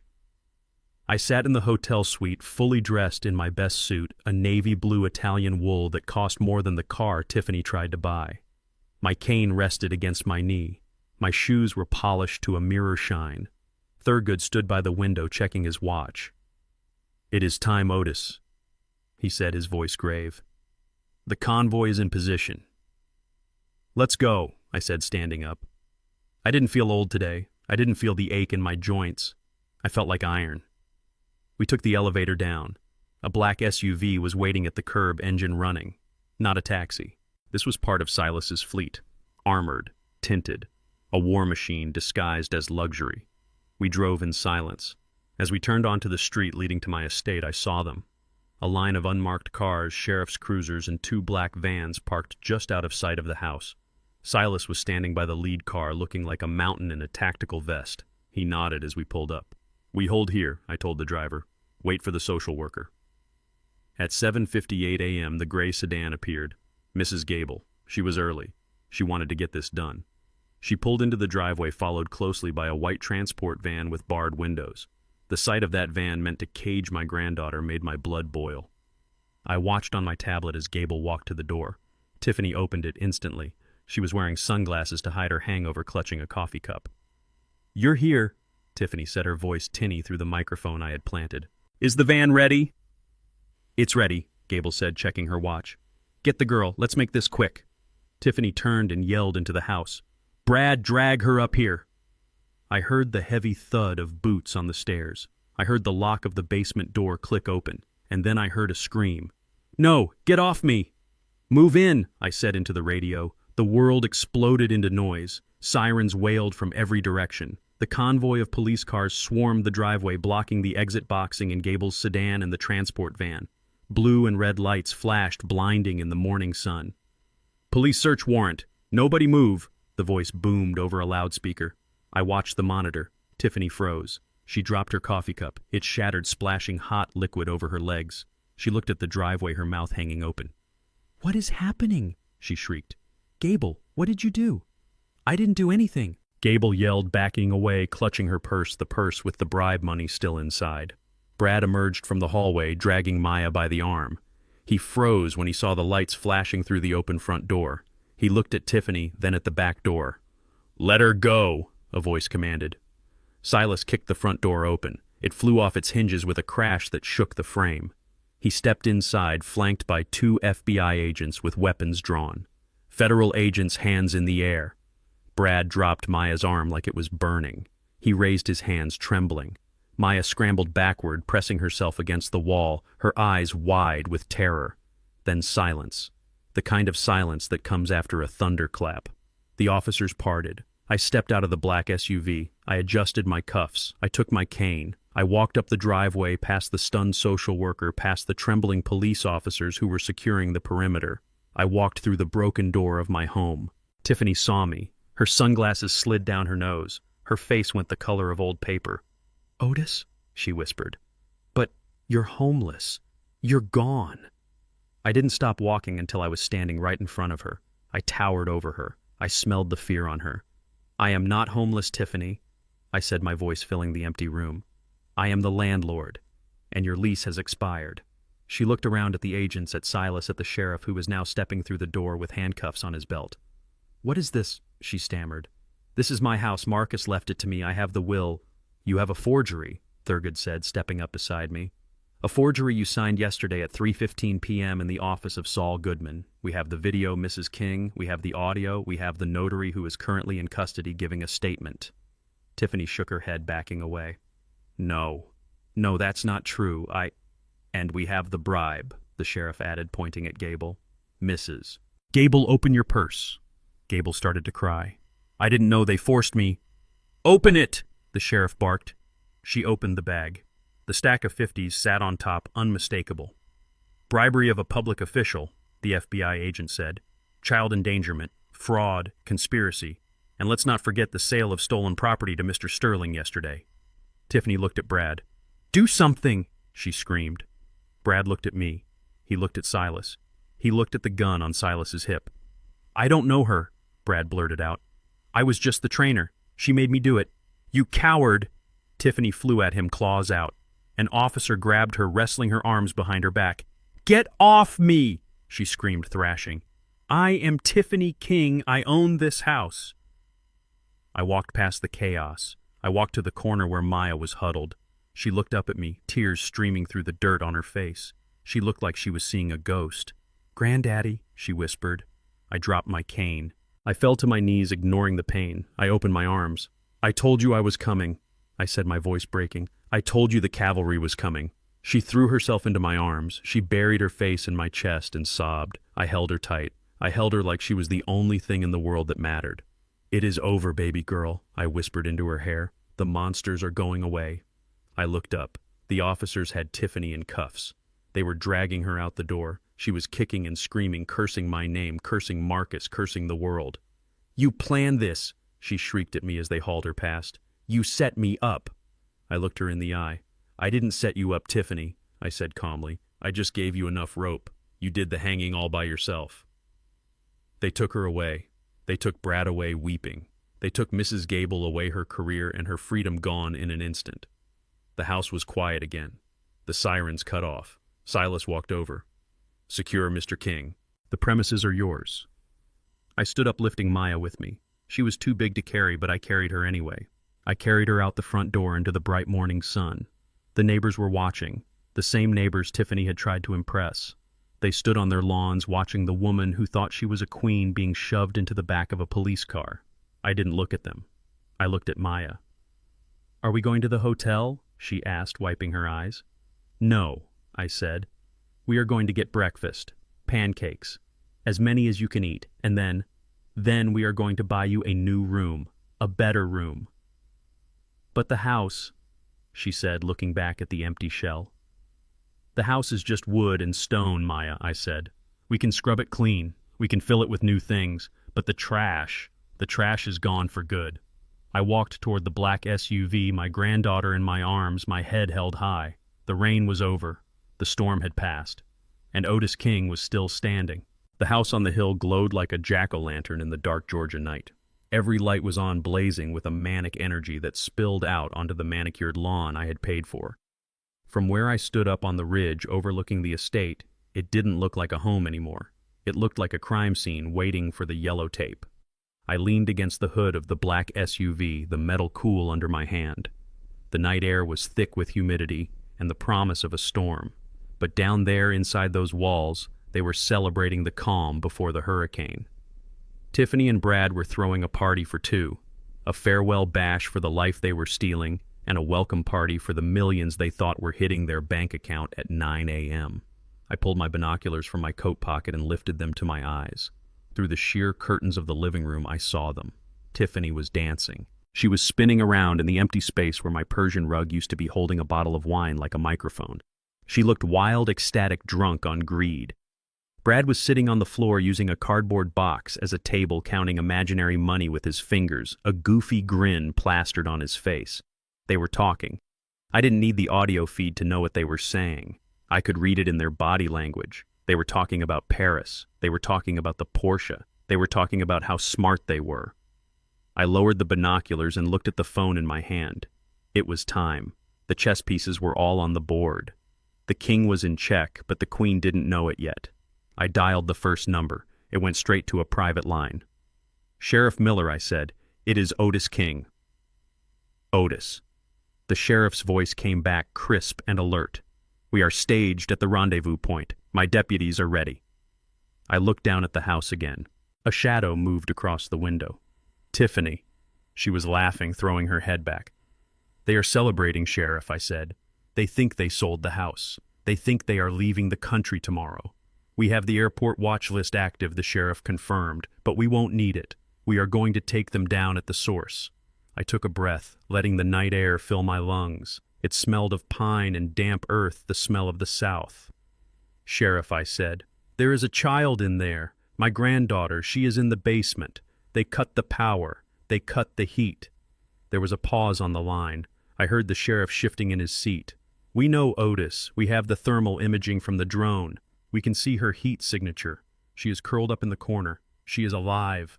Alive." The word was a lifeline. "I want the breach team to hit the basement door first," I said, my voice hard. I want her out before the first cuff goes on. I don't want her to see the violence." "She has seen enough," understood, the sheriff said. "We have a plainclothes officer assigned to secure the girl immediately." "And the social worker?" I asked. "Mrs. Gable." "She is under surveillance," the sheriff said. "She clocked out of her office an hour ago. We have a tail on her. We expect her to arrive at your house at 8 a.m. sharp to collect the girl." "Good," I said. "Let her come. Let her walk right into the trap. I want them all in the net. The thief, the muscle, and the corrupt official. I want the whole rot cut out." "We are ready, Otis," the sheriff said. "Just give the word. Hold the perimeter," I said. "Let them sleep. Let them have their dreams tonight. I want the sunrise to be the last thing they see as free people." I hung up. I wasn't done.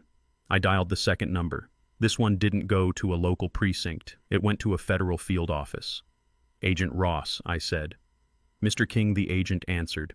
"We received the packet from your lawyer, the forgery evidence. The wire fraud traces on Varga. It is comprehensive. It is a map. I corrected him. A map to a conspiracy. Varga is just the buyer. Tiffany is the seller, and she forged my signature to do it. That is identity theft. That is wire fraud. That is interstate commerce violations. We are tracking the wire," Agent Ross said. "We put a hold on the transfer from Varga's shell company. When Tiffany checks her account in the morning, she is going to see a pending balance. She will think the money is there."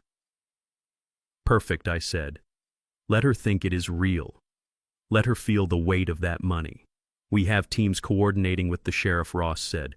"We will be there for the takedown. We are particularly interested in the document forger she used. If she flips on him, we can bring down a whole network."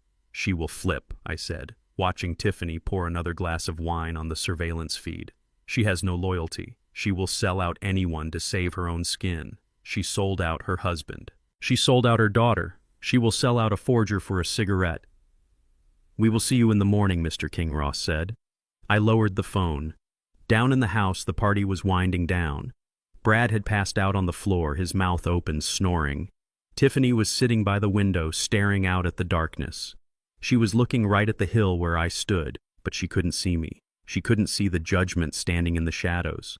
She was probably thinking about her new life. She was thinking about how easy it had been, how the old man had just rolled over, how the husband had conveniently died, how the nuisance child was being shipped off to the state. She thought she was the architect of her own destiny. She didn't realize she was just a squatter in a house of cards, and I was the wind. I thought about Marcus. I thought about the day I brought him home to this house. He was a baby then. I had held him up in the foyer under the chandelier and promised him that this would always be his sanctuary. I had failed him. I had let a wolf into the sanctuary, and she had devoured him, but I would not fail Maya. I looked at the basement window, a small rectangle of darkness at the base of the house.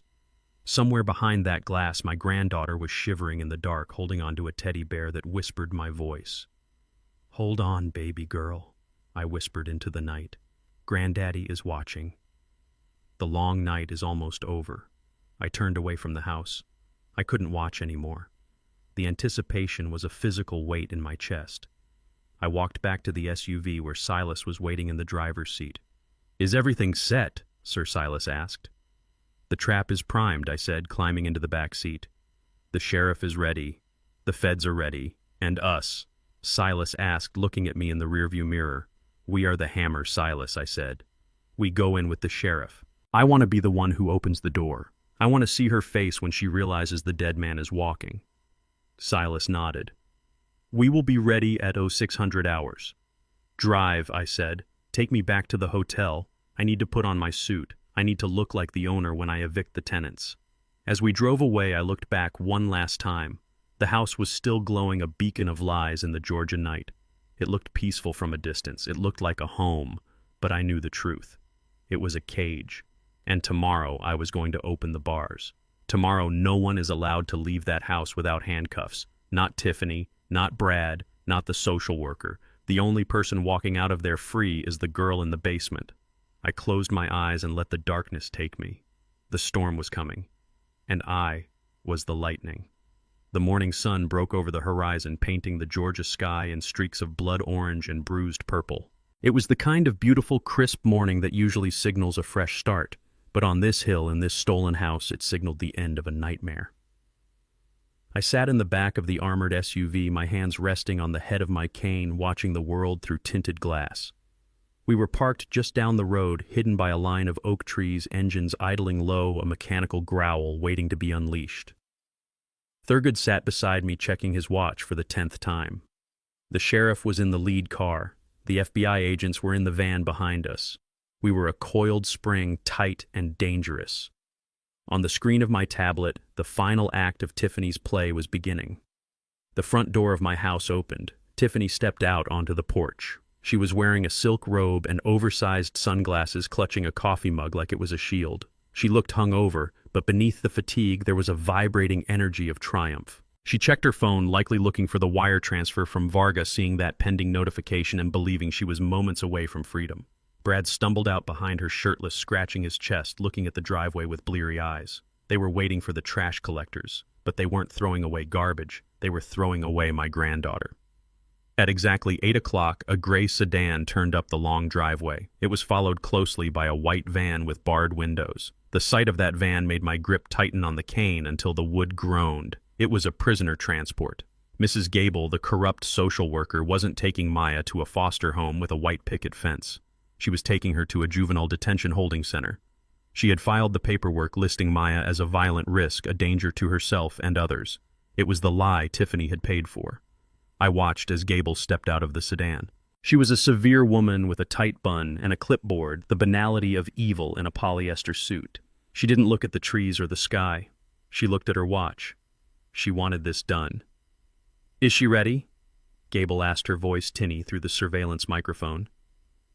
"She is ready," Tiffany said, taking a sip of coffee. "Get her out of here. She kept us up all night screaming." That was a lie. Maya had been silent. I knew. I had listened to her breathing all night. Brad went back inside. A moment later he emerged, dragging Maya by the arm. My granddaughter looked small. She looked broken. Her pajamas were dirty from the basement floor. Her hair was matted. She was squinting against the sunlight, her eyes swollen almost shut from crying. She dug her heels into the porch steps, trying to stop, trying to fight back with what little strength she had left. "No," she whimpered. "Please. I will be good. Don't take me." "Move it, kid," Brad grunted, yanking her forward so hard she nearly fell down the stairs. Maya looked at Tiffany. She looked at the woman who had married her father, the woman who was supposed to protect her. "Tiffany, please," Maya begged. "I won't tell anyone. I promise. Just let me stay." Tiffany didn't even look at her. She looked at her nails. She looked at the sky. She looked anywhere but at the child she was destroying. "You should have thought about that before you became a burden," Tiffany said coldly. "You are the state's problem now." Gable walked up the steps. She didn't offer a comforting word. She didn't kneel down to talk to the child. She reached into her bag and pulled out a pair of zip-tie restraints. "She is resisting," Gable stated flatly, as if reading from a manual. "Protocol requires restraint for transport." "No." Maya screamed, seeing the plastic cuffs. "I am not resisting. I am just scared." "Give me your hands," Gable ordered, grabbing Maya's wrist with a grip that looked painful. Maya screamed again, a raw, terrifying sound that tore through the morning air. She twisted, trying to pull away, trying to run back into the house that was no longer her home. Brad grabbed her other arm, pinning her in place. They were manhandling her like an animal. That was it. The line was crossed. The time for watching was over. "Go," I said into the radio. The driver slammed his foot on the gas. The SUV surged forward, tires biting into the asphalt. Behind us, the sheriff's cruisers lit up, sirens wailing, a cacophony of noise that shattered the morning silence. We roared up the driveway, a wave of black steel and flashing lights. I saw Tiffany's head snap up. I saw the coffee mug slip from her fingers and shatter on the bricks. I saw Brad freeze his hand still on my granddaughter. We didn't slow down. The lead cruiser swerved, blocking the exit, cutting off Gable's sedan. My SUV pulled up right onto the lawn, tearing up the grass, stopping 10 feet from the porch steps. The doors flew open before the wheels even stopped turning. Police officers poured out, weapons drawn, moving with military precision. "Police, get away from the girl, get on the ground." The commands were shouted, overlapping, overwhelming. Brad let go of Maya instantly. He threw his hands up, stumbling back, looking like he was about to wet himself. Gable dropped the zip ties, her face draining of all color as she backed away toward her car, realizing too late that there was nowhere to go. Tiffany stood frozen on the porch. She looked at the police cars. She looked at the FBI agents swarming the yard. She looked at the chaos destroying her victory lap. "What is this?" she shrieked, her voice cracking. "Who called you? This is private property. I am the owner." The officers didn't answer her. They formed a perimeter. They secured the scene. And then the back door of my SUV opened. I stepped out. I planted my cane on the ground. I straightened my jacket. I felt the sun on my face. I wasn't hiding anymore. I wasn't the homeless old man in the rain. I was Otis King, and I had come to collect. I walked toward the porch. The sheriff walked beside me, his hand resting on his belt, deferential, but ready. Tiffany saw me. Her eyes bulged. Her jaw dropped. She looked like she was seeing a corpse walk out of a grave. She stumbled back, gripping the porch railing for support. "Otis," she whispered. I didn't stop walking. I walked past the trembling Brad. I walked past the terrified social worker. I walked up the steps until I was standing right in front of her. I could smell the fear on her. It smelled better than the coffee. "You," she stammered. "You left. You were gone." I leaned in close, my voice a low rumble that only she could hear. "I went to get my suit, Tiffany," I said. "And I went to get my friends." I turned away from her. I looked at Maya. She was huddled against the wall, shaking her eyes wide with disbelief.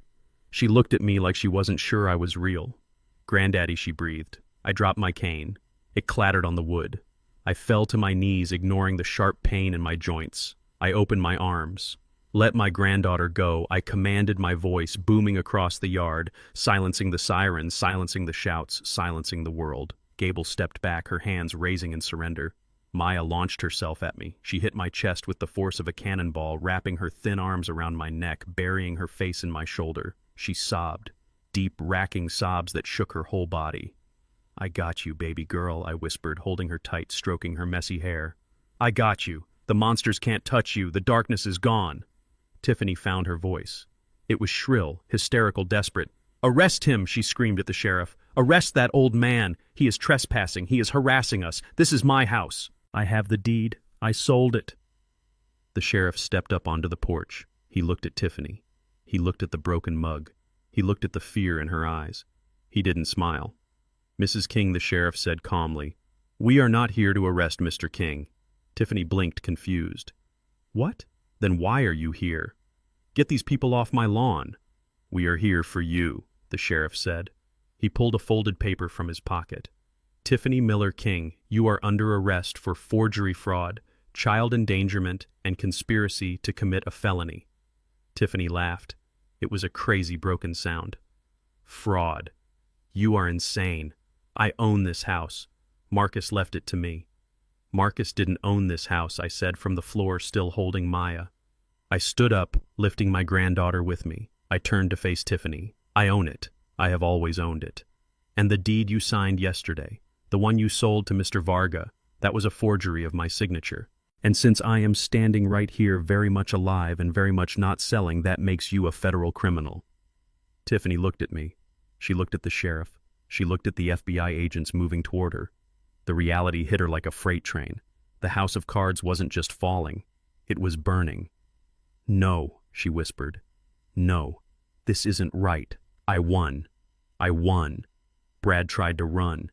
He saw the cuffs coming out and he bolted for the side of the house. He made it 3 steps before Silas, my head of security, stepped out from the shadows and clotheslined him. Brad hit the ground hard. He stayed there. Gable tried to get into her car. An agent blocked her door. "Mrs. Gable," the agent said, "we have some questions about a bank deposit you made yesterday, and about why you are transporting a child without a court order."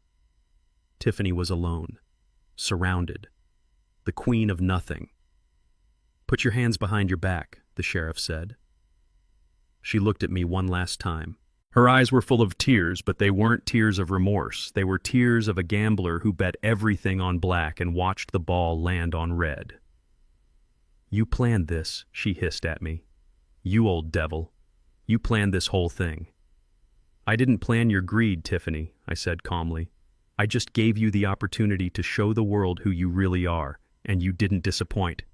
The sheriff spun her around. The handcuffs clicked. The sound was final. It was the period at the end of a very long, very ugly sentence. I turned to Maya. I wiped the dirt from her cheek. "Come on, baby girl," I said. "Let us go get some pancakes." We walked down the steps past the woman in cuffs, past the man on the ground, past the corrupt official. We walked to the black SUV. I didn't look back. I didn't need to. I knew exactly what justice looked like, and it looked like a sunrise. The silence on the lawn was absolute, broken only by the heavy, ragged breathing of the woman who thought she owned the world. Tiffany stood on the porch, her chest heaving, her hands clenched into claws at her sides. She looked at the police officers surrounding her driveway. She looked at the FBI agents standing like statues in their windbreakers. She looked at me. Otis King, the man she had cast out into the rain like a stray dog just 48 hours ago. And she snapped. Her mind couldn't process the image in front of her. It couldn't reconcile the old broken truck driver she had evicted with the man standing before her in a $5,000 bespoke suit, holding her hostage stepdaughter in his arms. The cognitive dissonance broke her. She reverted to the only weapon she had left, her entitlement. "Officer," she shrieked, pointing a trembling finger at my chest. "Officer, do your job. What are you standing there for? Arrest him." She marched down the steps, her silk robe flapping open, revealing the stained pajamas underneath. She didn't care. She was fueled by a blind, hysterical rage. She walked right up to a deputy, a young man who looked like he could bench press a Buick. She got right in his face. "Are you deaf?" she screamed, spit flying from her lips. "That man is trespassing. He is a vagrant. He is dangerous. He broke onto my property. He assaulted that child. Get him off my land right now, or I will have your badge." The deputy didn't blink. He didn't step back. He just looked down at her, his face impassive behind his sunglasses. He didn't reach for his handcuffs. He didn't move toward me. Tiffany looked around wild-eyed. She looked at the neighbors who had gathered at the edge of the property. The Mrs. Vanderbilts and Mr. Rockefellers of Buckhead people she had spent months trying to impress with her leased cars and her lies. They were watching her. They were filming her. They saw a woman unraveled, screaming at the police on her front lawn, while undignified older gentlemen stood calmly by. "Why isn't anyone listening to me?" she yelled, stomping her foot like a petulant child. "I am Tiffany King. This is my house. I demand you remove this intruder immediately." I didn't say a word. I didn't have to. I just stroked Maya's hair, feeling her small body shaking against mine. I looked at Tiffany with a mixture of pity and disgust. She was so loud, and she was so wrong. Then movement. The heavy door of the lead cruiser opened. A tall man stepped out. He wasn't wearing a uniform. He was wearing a tan suit and a Stetson hat. A gold star was pinned to his chest. Sheriff Miller, the man who ran this county, the man who had eaten barbecue in my backyard for 20 years. Tiffany saw him. Her face lit up with relief. She thought the boss had arrived to restore order. She thought the white hat was here to save the damsel from the villain. "Sheriff," she cried, running toward him. "Thank God, these idiots won't listen. You have to help me. That man, that old man, he is crazy. He thinks he lives here." She grabbed the sheriff's arm. "It was a mistake. You don't grab a sheriff." Sheriff Miller gently but firmly removed her hand from his sleeve. He didn't look at her. He didn't acknowledge her hysteria. He looked past her. He looked directly at me. He walked toward me. His stride was purposeful. He walked past Brad, who was still on the ground with Silas's knee in his back. He walked past the weeping social worker. He walked right up to where I stood with Maya. Tiffany watched him confused. Her mouth hung open. She waited for him to pull out his cuffs. She waited for him to read me my rights. Sheriff Miller stopped 3 feet away from me. He took off his hat. He held it over his heart. It was a gesture of respect, a gesture of deference. "Good morning, Mr. King," the sheriff said, his voice deep and respectful, carrying across the silent yard. "Good morning, Sheriff," I replied, nodding my head. "I apologize for the disturbance so early in the day." "No apology necessary, sir," the sheriff said. "We are just here to do a job." Tiffany let out a noise that sounded like a dying animal. It was a gasp, a choke, a wheeze all at once. She looked from the sheriff to me and then back to the sheriff. Her brain was misfiring. The wires weren't connecting. "Mr. King," she whispered. "You called him Mr. King." The sheriff turned to her then. He put his hat back on, adjusting the brim. His eyes were hard now, cold. "That is his name, ma'am," he said flatly. "Mr. Otis King, the owner of this property, and a pillar of this community for 40 years. "No," Tiffany stammered, backing away. "No, he is nobody." Marcus said, Marcus said he was just a charity case. Marcus lied, the sheriff said. Or maybe you just didn't listen. Either way, ma'am, you are mistaken. He reached into his jacket pocket. He pulled out a folded document. It was thick, blue-backed legal paper. The seal of the court was stamped on the front in red wax. "We have the paperwork," Otis the sheriff said to me, ignoring her again. "The judge signed it an hour ago. Electronic warrant. High priority. Is everything in order?" I asked. "Everything," the sheriff confirmed. "We have the wiretap logs. We have the video surveillance from the bank. We have the sworn affidavit from Mr. Varga regarding the fraudulent sale. And we have the testimony from your lawyer regarding the forgery." "Good," I said. Tiffany was shaking her head back and forth, a pendulum of denial. "Warrant," she whispered. "Warrant." She looked at me. She looked at the paper in the sheriff's hand. She looked at the FBI agents who were now moving in, closing the circle, cutting off every escape route. For who, she asked, her voice trembling so quiet it was almost lost in the breeze. "Arrest warrant for who?" She looked at Brad. "Is it him?" she asked, pointing a shaking finger at her lover. "Is it Brad? Did he do something? I told him not to hurt the girl." "It was him. He is the violent one." Brad lifted his head from the grass, spitting out dirt. "You witch!" he yelled. "You told me to lock her up." "No," Tiffany said, her eyes darting around. "It must be him. Or the social worker. Mrs. Gable. She took the money. I saw her take the money. Arrest her. She was throwing everyone into the fire to build a bridge for herself. She was desperate. She was pathetic." The sheriff took a step toward her. He held up the warrant. "It is not for Brad," Mrs. King, the sheriff said, "although he is going for a ride too, and it is not just for Mrs. Gable." He tapped the paper against his palm. "This warrant lists multiple felonies," the sheriff said. "Identity theft, wire fraud, forgery of a legal document, grand larceny, child endangerment, and conspiracy to commit murder." "Murder?" Tiffany gasped. Who was murdered?" "My son," I said, my voice cutting through the air like a blade. "You killed him slowly, Tiffany. You killed him with stress. You killed him with debt. You killed him with your greed. But the law doesn't call that murder." I paused, looking her dead in the eye. "But locking a child in a freezing basement without food or water, depriving her of life necessities, that is attempted manslaughter in the state of Georgia.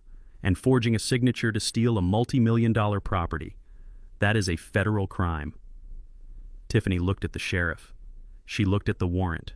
She saw her name typed in bold black letters at the top. Tiffany Miller King. The color drained from her face so fast I thought she was going to faint. Her knees buckled. She grabbed the porch railing, her nails digging into the wood. "Me," she whispered.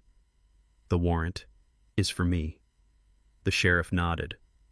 "Turn around, Mrs. King," he said, reaching for the handcuffs on his belt. She didn't turn around. She froze. She looked at her house. Her beautiful, stolen house. She looked at the neighbors watching her.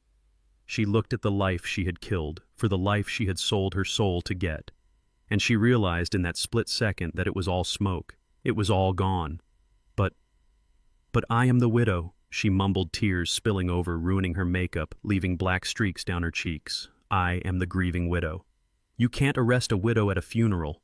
"The funeral was yesterday, Tiffany," I said, cold and final. "Today is Judgment Day." The sheriff spun her around. He didn't differ to her. He didn't be gentle. He pulled her arms behind her back. The click of the handcuffs was the loudest sound in the world. "You have the right to remain silent," the sheriff began. Tiffany screamed. It wasn't a word. It was just a sound of pure, unadulterated horror. She realized the game was over. She realized the old man she had underestimated was the one holding the keys to her cell. I watched her. I didn't smile. I didn't gloat. I just held my granddaughter and watched the law do what the law does. It cleans up the mess. "Arrest her," I said softly to Maya. "He is arresting the bad lady."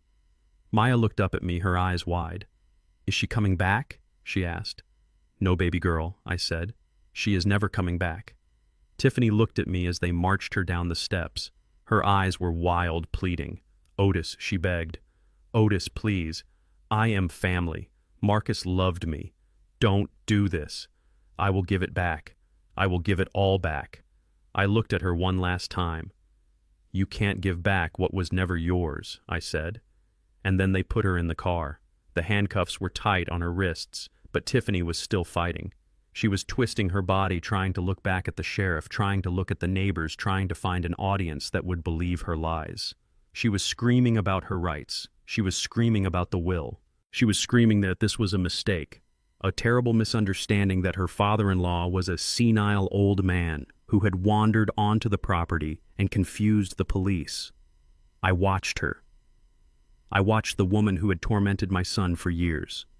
I watched the woman who had locked my granddaughter in a dark basement, and I felt nothing but cold, hard clarity. I reached out to Thurgood, who was standing beside me like a stone sentinel. He handed me the thick manila folder he had been carrying. It was heavy. It was filled with 20 years of financial records, deeds, trust documents, and the damning evidence of the last 24 hours. I stepped closer to Tiffany. The deputies held her firm, but they let me approach. They knew who was in charge here. "You keep saying this is your house, Tiffany?" I said, my voice cutting through her hysterics. "You keep saying Marcus left it to you." "Yes," she spat at me, her mascara running down her face in black rivers. "It is my house. Marcus bought it." "What?" "He told me he bought it. He left it to me in the will I signed yesterday." I looked at the folder in my hand. I didn't open it. I didn't hand it to her. Her hands were cuffed behind her back anyway. I lifted the folder and I threw it. I threw it hard. It hit her square in the chest. The papers exploded outward, a blizzard of white sheets raining down on the porch steps around her feet. Deeds, bank statements, the original trust and corporation documents from 1995. They scattered across the wood like fallen leaves. "Look at them," I commanded. "Look at the name on the deed, Tiffany. Look at the signature on the bottom line." She looked down. She couldn't help it. Her eyes scanned the papers at her feet. She saw the bold black letters on the title deed. She saw the seal of the state of Georgia, and she saw the name. It did not say Marcus King. It said, "The King and Viola Revocable Trust." And right below that, in the line for the trustee, it said, "Otis King." "You never bothered to check the public records, did you?" I asked, my voice low and dangerous. "You never bothered to look at the actual title. You just assumed. You assumed because Marcus lived here, because he drove the cars, because he wore the suits, that he owned it all." Tiffany's face went slack. Her mouth opened, but no words came out. She looked from the papers to me, her eyes wide with a dawning horror. Marcus owned nothing. I said, stepping closer, my shadow falling over her. "Not a brick, not a shingle, not a blade of grass on this lawn. Marcus was an employee of King Logistics. He was a beneficiary of the trust, living in a property owned by the trust. He had a salary, he had an allowance, but he did not have a title." I pointed my cane at the house. "This house," I said, "I built it. I bought the land in '98. I paid the contractors. I paid the taxes every single year from my personal account. Marcus paid the utilities. That is all. He was a tenant, Tiffany. A tenant with a very generous landlord." "No," she whispered, shaking her head. "No, he told me. He said we were rich." "He lied to you," I said. "He lied because he was afraid you would leave him if you knew the truth. He lied because he knew you only loved the lifestyle, not the man. He spent every dime of his salary trying to keep you happy, trying to buy things to fill that bottomless pit of greed you call a heart. And when he died broke." I leaned in close, so close I could see the pores on her face through her ruined makeup. "You didn't inherit a mansion, Tiffany. You inherited debt. You inherited a lease that expired the moment his heart stopped beating." She looked down at the papers again. The reality was sinking in. The weight of it was crushing her. She had killed for this house. She had abused a child for this house. And it wasn't hers. It never was. But the will. She stammered, her voice trembling. "The will I signed yesterday. Saul said it was legal. Saul said I get everything. Saul said I laughed. It was a dry, humorless sound. "The will," I repeated. "The will you forged in a back alley office. The will where you signed Marcus's name 24 hours after he was put in the ground." She flinched. "How do you know that?" "I know everything I said. But here is the problem with your brilliant plan, Tiffany. Even if that will was real, even if Marcus had risen from the grave and signed it himself, it would be worthless." "Why?" she whispered. "Because you can't leave what you don't own," I roared, my voice booming across the lawn. "You can't bequeath a house that belongs to a trust. That document you forged gives you nothing but a one-way ticket to prison. Tiffany's knees buckled. The deputy had to hold her up. She looked like she was going to vomit. She looked at the house, then at the FBI agents who were collecting evidence bags from the trunk of their cars. "But I sold it," she mumbled. Her mind was fracturing, trying to find a way out. "I sold it yesterday. To Mr. Varga. He gave me cash. He wired the money. The deal is done." I shook my head slowly, a mixture of pity and disgust rising in my throat. "You didn't sell anything, Tiffany. You committed fraud." I pointed to the driveway where the FBI agents were now opening an evidence box. They pulled out the document she had signed the day before. The deed transfer to Varga's shell company. "You stood in my kitchen," I said. "You took cash from a man who buys stolen property, and you signed a deed transferring ownership of this house. But since the house is in my name, Varga needed my signature, didn't he?" Tiffany went pale. She remembered. She remembered forcing Brad to pick up the pen. She remembered the shaky letters. "Otisking." "You forged my signature," I said, my voice dropping to a whisper that was louder than a scream. "You forged the signature of a living man. You stole my identity. You sold my property, and you used the wires to transfer the funds across state lines." I looked at the FBI agents. I looked back at her. "Do you know what that is, Tiffany? That is not a civil dispute. That is not a family argument. That is federal wire fraud. That is identity theft. That is money laundering." She looked at the agents. Their jackets said FBI in big yellow letters. She looked at the sheriff. He wasn't looking at her with sympathy. He was looking at her like she was a criminal. "Federal," she whispered. The word tasted like poison in her mouth. "Yes," I said. "Federal. There is no bail for this, Tiffany. There is no talking your way out of it. There is no crying to a judge about being a poor widow. You played a big game. You wanted to be a big shot. Well, congratulations. You just committed a big crime." She started to shake. Violent tremors that started in her hands and took over her whole body. She looked at the house one last time. The house she thought was her castle. The house that was now her crime scene. "I didn't know," she sobbed. "I didn't know. I just wanted what was mine." "Nothing was yours," I said. "Nothing. Not the house, not the money, not even the name. You dishonored the name King from the day you took it." I turned my back on her. I was done. I had said what needed to be said. I had stripped away the lies and left her naked in the truth. "Take her away, Sheriff," I said. "Get this trash off my driveway!" Tiffany screamed as they began to drag her toward the cruiser. It was a raw animal sound of pure terror. She realized it was over. She realized that the old man she had underestimated, the man she had laughed at in the rain, had just buried her alive under a mountain of paper and law. "Wait!" she screamed, thrashing in the cuffs. "Wait, Otis, please, we can make a deal. I will testify against Brad. I will testify against Saul. Just don't let them take me. I am not built for prison, Otis. I am delicate." I stopped. I looked back at her over my shoulder. "You are not delicate, Tiffany," I said, cold as ice. "You are weak. And where you are going, the weak get eaten." The deputy pushed her head down and shoved her into the back of the cruiser. She slammed against the plexiglass, screaming my name, begging, bargaining, crying. I watched the door slam shut. I watched the lock click. It was the most satisfying sound I had ever heard. I looked down at the papers scattered on the porch. My life's work. My legacy.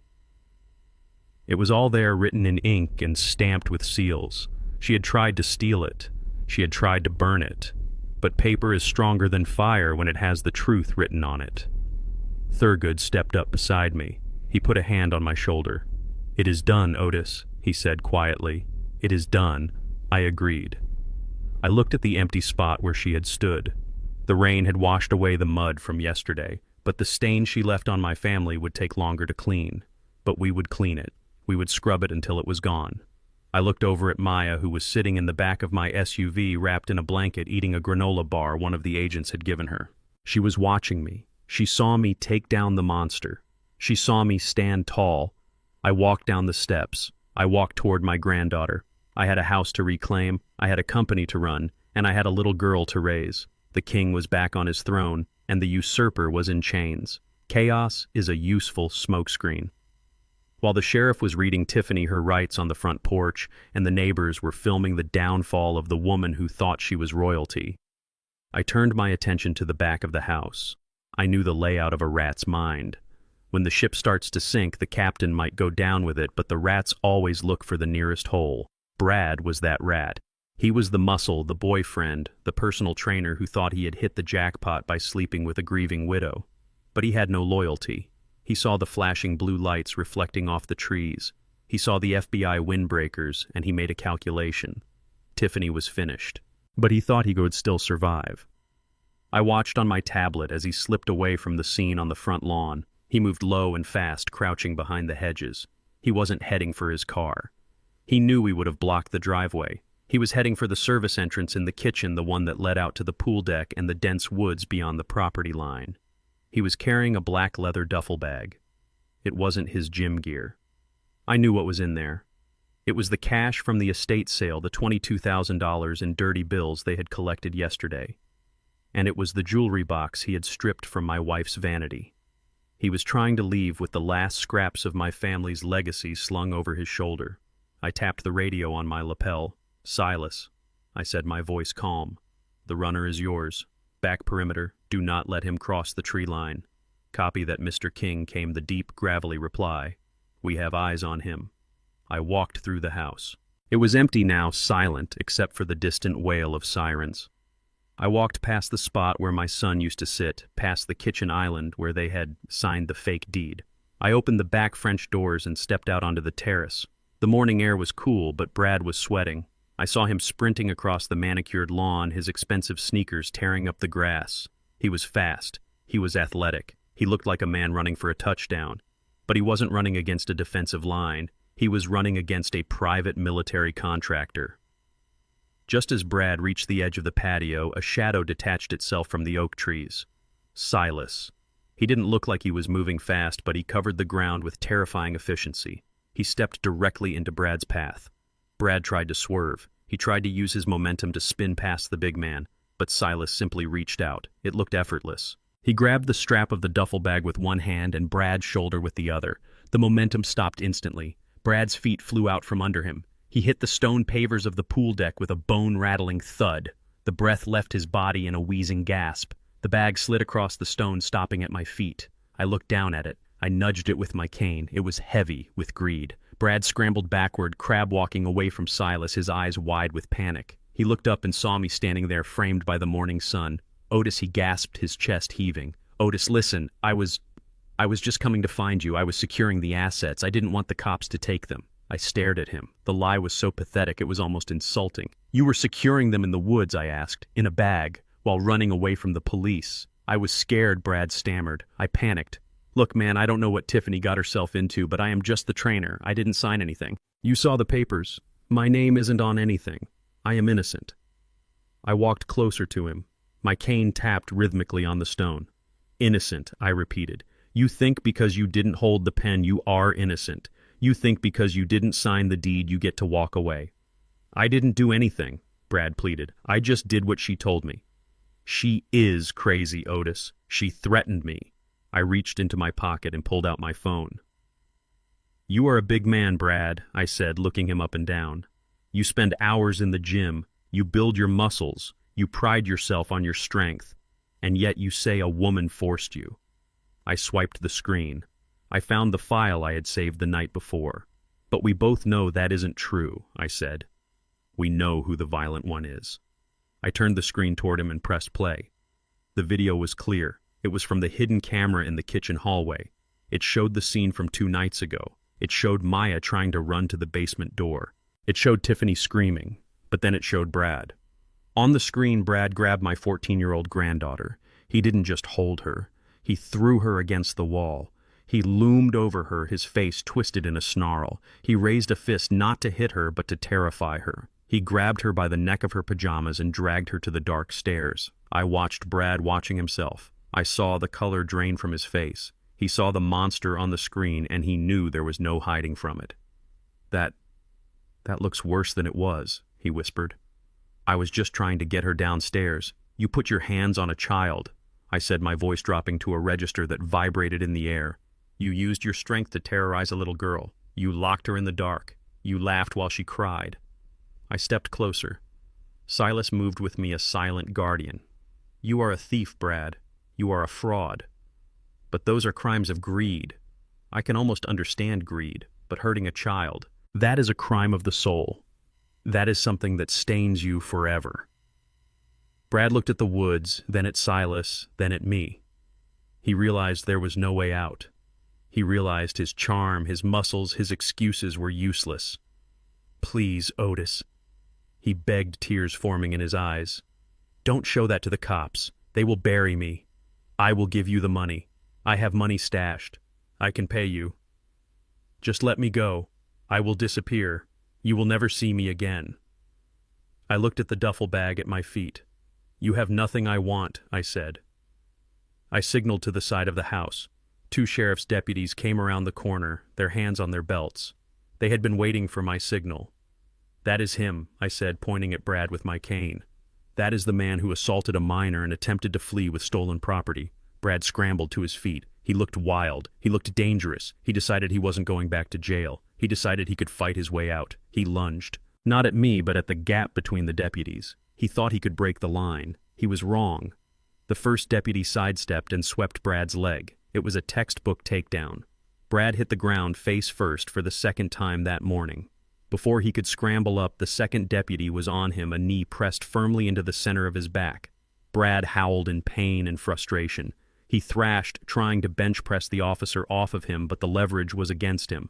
The cuffs came out. They clicked shut around his wrists, tight and unforgiving.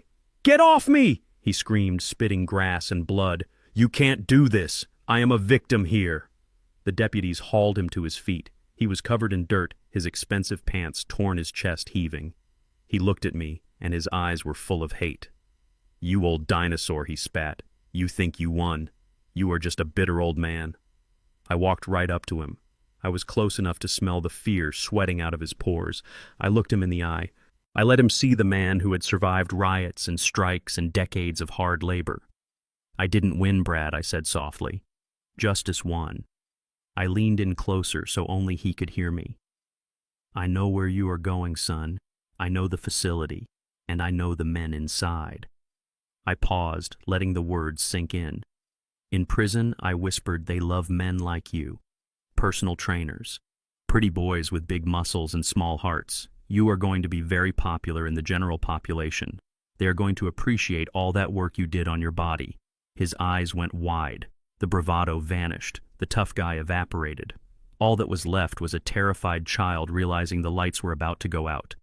"No," he whined, his voice high and thin. "No, don't say that. Take him away," I said to the deputies, stepping back. They dragged him off. He wasn't running anymore. His legs were dragging in the grass. He was sobbing openly now, begging for a lawyer, begging for mercy, begging for his mother. Silas picked up the duffel bag. He unzipped it and showed me the contents. Stacks of cash, my wife's silver candlesticks, her pearls. "All accounted for, Mr. King," Silas said. "Put it back in the house," I said. "Put it back where it belongs." I watched them load Brad into the back of a separate cruiser from Tiffany. They wouldn't even have each other to hold on to. They would face their reckoning alone. I took a deep breath of the morning air. It smelled like pine and rain and clean soil. The rot was gone. The parasites had been removed. I turned back to the house. My granddaughter was waiting for me. We had a lot of work to do. We had to clean up the mess. But the heavy lifting was done. The house was ours again, and the walls were finally safe. The desperate mind is a dangerous thing. It claws at the walls of reality, trying to find a crack to slip through. I watched Tiffany standing on my porch, surrounded by the wreckage of her schemes. Brad was gone, dragged away in disgrace. The social worker was in custody. The forged deed was evidence. The fake will was exposed. Tiffany had played every card in her deck. She had played the grieving widow. She had played the rightful heir. She had played the victim of a senile old man. And she had lost every single hand. The sheriff stepped forward, the handcuffs gleaming silver in the morning sun. He was done talking. He was done listening to her shrieking about rights she had forfeited the moment she forged my name. "Turn around, Mrs. King," he said, his voice flat and tired. "It is over." Tiffany looked at the cuffs. She looked at the black SUV where the FBI agents were waiting. She looked at the neighbors lining the street, their phones raised, recording her downfall. Panic, true primal panic, seized her. She backed up against the front door, her eyes darting around like a trapped animal looking for a way out. And then she found it. The last card. The card she had been saving. The card that no man, no matter how angry, wants to fight against. "No," she screamed, clutching her stomach with both hands. "No, you can't touch me. You can't arrest me." She doubled over, panting, acting as if she were in physical pain. "I am pregnant," she wailed. The sheriff froze. The deputies took a step back. Even the FBI agents hesitated. It was the ultimate shield, a biological barrier between her and the consequences of her actions. "I am pregnant with Marcus's baby," she sobbed, tears streaming down her face. "It is a miracle. It is all I have left of him.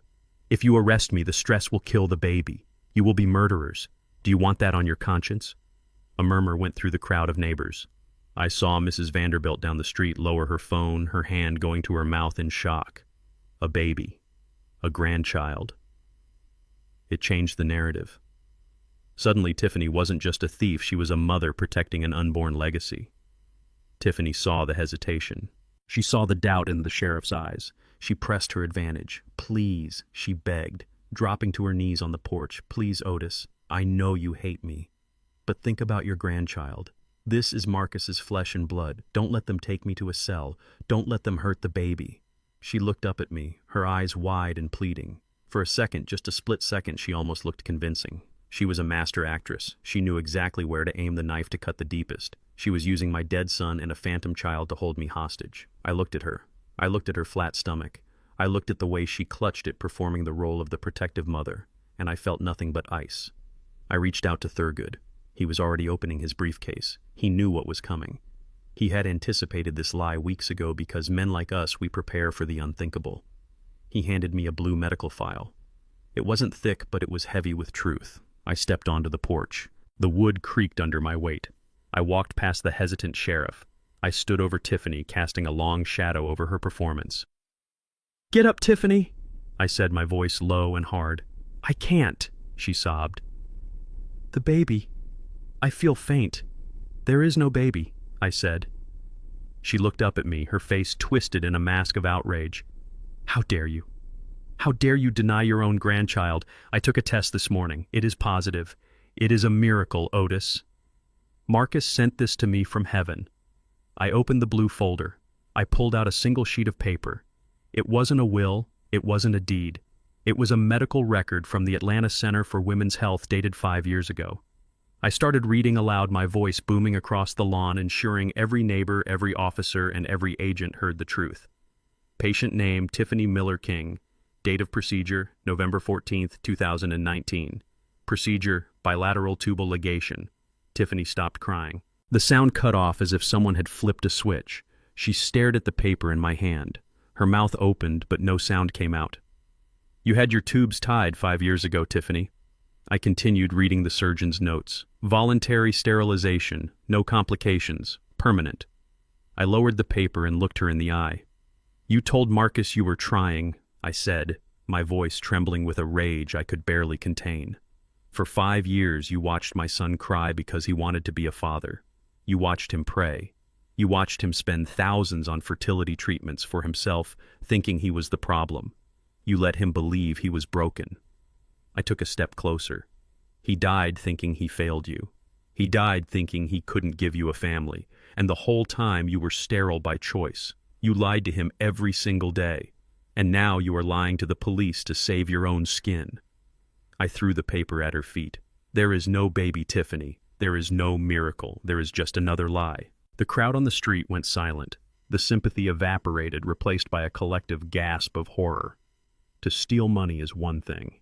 To lie about a life, to let a man die thinking he was less than a man, that is a special kind of evil. The sheriff's face hardened. The hesitation was gone. He looked at Tiffany with pure disgust. "Get up, Mrs. King," he barked. Tiffany scrambled backward, crab walking away from him, shaking her head. "No," she whispered. "That is fake. He forged it. He is lying. We verified it with the clinic this morning," Thurgood said, stepping forward. "The surgeon is ready to testify. It is over." The sheriff didn't wait. He reached down and grabbed Tiffany by the arm. He hauled her to her feet.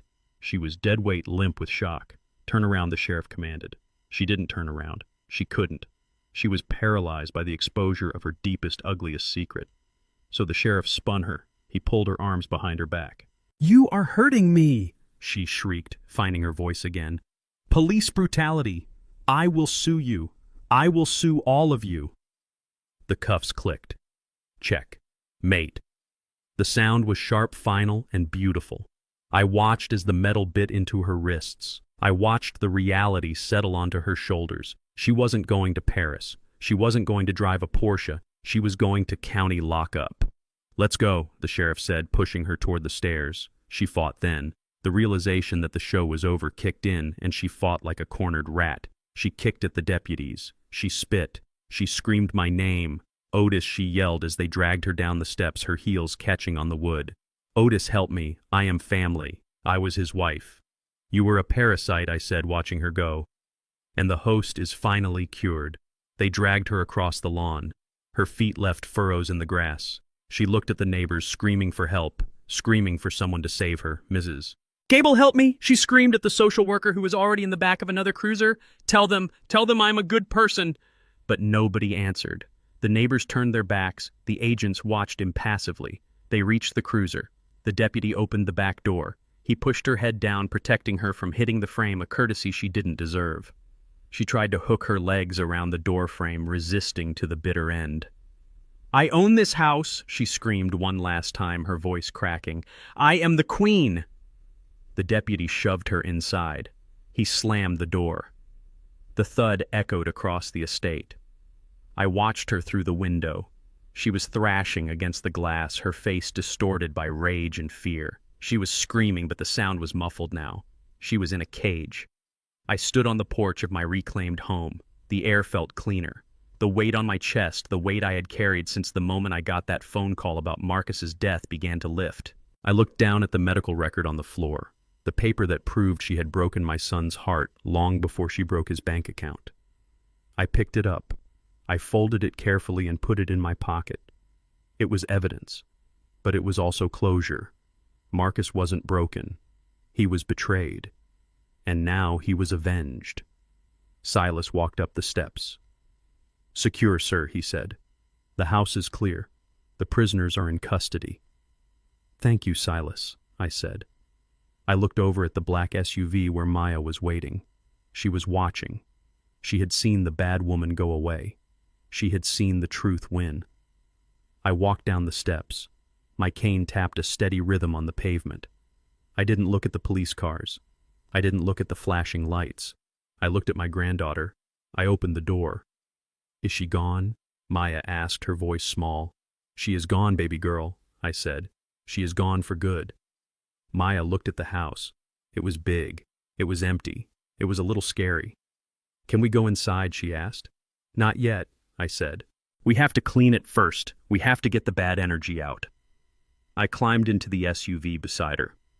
"Driver, take us to the Waffle House," I said. "My granddaughter needs pancakes, and I need coffee. Lots of coffee." As we drove away, I looked back one last time. The police cars were pulling out a caravan of justice leaving my property. Tiffany was in the back of one of them, heading to a place where there are no mansions, no servants, and no lies. I put my arm around Maya. She leaned her head on my shoulder.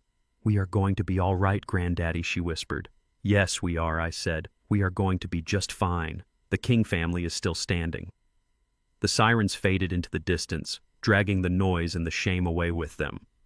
The neighbors had retreated into their homes, their curiosity satisfied, their phones full of gossip. The driveway was empty, save for the tire tracks in the grass and the shattered remnants of Tiffany's coffee mug on the bricks. It was just me, the old man in the expensive suit, and the little girl with the tear-stained face standing before a house that looked like a skull, with its eyes punched out. We stood on the porch for a long time. I didn't want to go in. I could feel the bad energy radiating from the open door, a cold draft that smelled of stale wine and cruelty. But we had to go in. We had to reclaim the territory. "Come on, Maya," I said, my voice softer than it had been all morning. "Let's see what we are dealing with." She hesitated, her small hand gripping my jacket. "Is it safe?" she whispered. "It is safe, now," I promised. "The wolves are in cages." We walked over the threshold. The house was silent, but it wasn't peaceful. It felt violated. The living room was a cavern of emptiness where Mr. Sterling's men had stripped the furniture. The floor was scuffed and dirty. There were red wine stains on the white carpet like blood spatter from a crime scene. Pizza boxes were scattered in the corner, greasy and open remnants of their celebration. The air smelled of her. That expensive, cloying perfume Tiffany wore mixed with the sour scent of champagne and the musty odor of neglect. It made my stomach turn. It smelled like greed. Maya walked close to me, stepping over the trash like she was walking through a minefield. She stopped at the hallway leading to the kitchen. She was staring at the basement door. The heavy wooden door was closed, the deadbolt still thrown just as Brad had left it. She started to shake. I felt the tremors running from her hand into mine. She was remembering the dark. She was remembering the cold. I let go of her hand and walked to the door. I didn't open it. I looked at the hinges. They were brass, solid, expensive. I raised my cane. I didn't need a key. I used the heavy silver head of the cane and I smashed the top hinge pin. Then the bottom one. I kicked the door. It fell inward with a heavy crash, landing on the stairs. The darkness of the basement was exposed, but now, with the door gone, the light from the hallway flooded down. "No more locks," I said, looking at Maya. "No more dark places. We are taking the door off the hinges, baby girl. Nobody is ever going to lock you away again." She looked at the open space, and I saw her shoulders drop. The monster wasn't behind the door anymore. The door was just wood, and wood could be broken. We walked into the kitchen. It was a disaster. Dirty dishes were piled in the sink, crusted with food. Empty wine bottles lined the counter like soldiers. The drawers had been pulled out and dumped on the floor during their frantic search for valuables. It looked like a hurricane had hit it. But it wasn't the mess that bothered me. It was the feeling. Every surface, every handle, every inch of this place felt contaminated. Tiffany had touched the counters. Brad had sat on the stools. They had breathed this air. They had infected my sanctuary with their presence. I looked at the refrigerator. There was a picture of Marcus on it, held up by a magnet. Tiffany had drawn a mustache on it with a Sharpie, a final petty act of disrespect toward the man who had given her everything. I took the picture down. I folded it gently and put it in my pocket. I picked up my phone. I didn't call a maid service. I didn't call a cleaning lady. I called Silas. "Bring the truck," I said, "and bring the crew, the heavy crew." "What are we moving, sir?" Silas asked. "Everything," I said. "Everything. I want this house stripped to the studs, Silas. If it isn't nailed down, it goes. If it is nailed down, pry it up. I want the carpets ripped out. I want the curtains burned. I want the mattresses they slept on taken to the dump. I don't want to see a single teaspoon that woman touched." "Understood," Silas said. "We are 10 minutes out." I hung up and looked at Maya. She was looking at her old room, or what was left of it. Tiffany had cleared it out for the gym. It was empty cold. "What about my stuff?" she asked, her voice small. "My clothes, my books." I knelt down in front of her. I took her hands in mine. They were rough, calloused hands holding tiny, fragile ones. "Maya," I said, "we can look for your things. If we find anything that is special to you, anything that feels good, we keep it. But everything else, the clothes she bought you, the bed she made you sleep in, it is gone." "Why?" she asked. "Because you deserve new things." I said, "You deserve things that haven't been touched by hate. We are going to wash this house clean, Maya. We are going to scrub the bad memories off the walls." Silas and his team arrived like a storm. 12 men in work boots and gloves. They backed a massive dumpster truck into the driveway right onto the lawn I used to prize. I didn't care about the grass. The grass would grow back. I stood in the foyer like a general directing a war. "Kitchen," I pointed. "Gut it. Dishes, pots, pans, trash." The men moved. They didn't ask questions. They started hauling armfuls of china, my wife's china, out the door. I felt a twinge of pain, but I pushed it down. Tiffany had eaten off those plates. She had served her lies on those platters. They were tainted. Let them break. "Master bedroom," I ordered. The bed, the sheets, the rugs, the clothes in the closet, all of it. I watched them drag the king-sized mattress down the stairs. It was the bed my son died in. It was the bed his wife defiled hours after his death. When they threw it into the dumpster, it landed with a heavy thud that felt like closure. "Burn it," I muttered. Maya walked through the chaos, holding her teddy bear, the one with the phone inside. It was the only thing she had kept close. She watched the men rip up the white carpet in the living room, revealing the hardwood underneath. The carpet was stained with wine and mud. The wood beneath was clean. unblemished. See, I told her, pointing at the wood. The dirt was just on top, Maya. The foundation is still strong. The foundation is still good. She nodded, understanding the lesson without me having to explain it. We were like the floor, scuffed, stained, covered in dirt, but underneath we were solid oak. By noon the house was an echo chamber. It was completely empty. No furniture, no curtains, no rugs, just walls, windows, and floors. The smell of perfume was gone, replaced by the smell of dust and open air. We had opened every window to let the Georgia breeze blow through. I walked to the center of the living room. The sunlight streamed in, hitting the floor in squares of gold. It was quiet. The frantic energy of the last few days was gone. The ghosts were gone. Silas walked in, wiping sweat from his forehead. "It is done, Mr. King. The house is clear. The dumpster is full. We are hauling it to the landfill now." "Good," I said. "Don't recycle it. Bury it." Silas nodded and left. I stood there with Maya. Our voices echoed when we spoke. "It is so big," she whispered, "and empty. It is a blank page, baby girl," I said. "It is a fresh start." I walked over to the fireplace.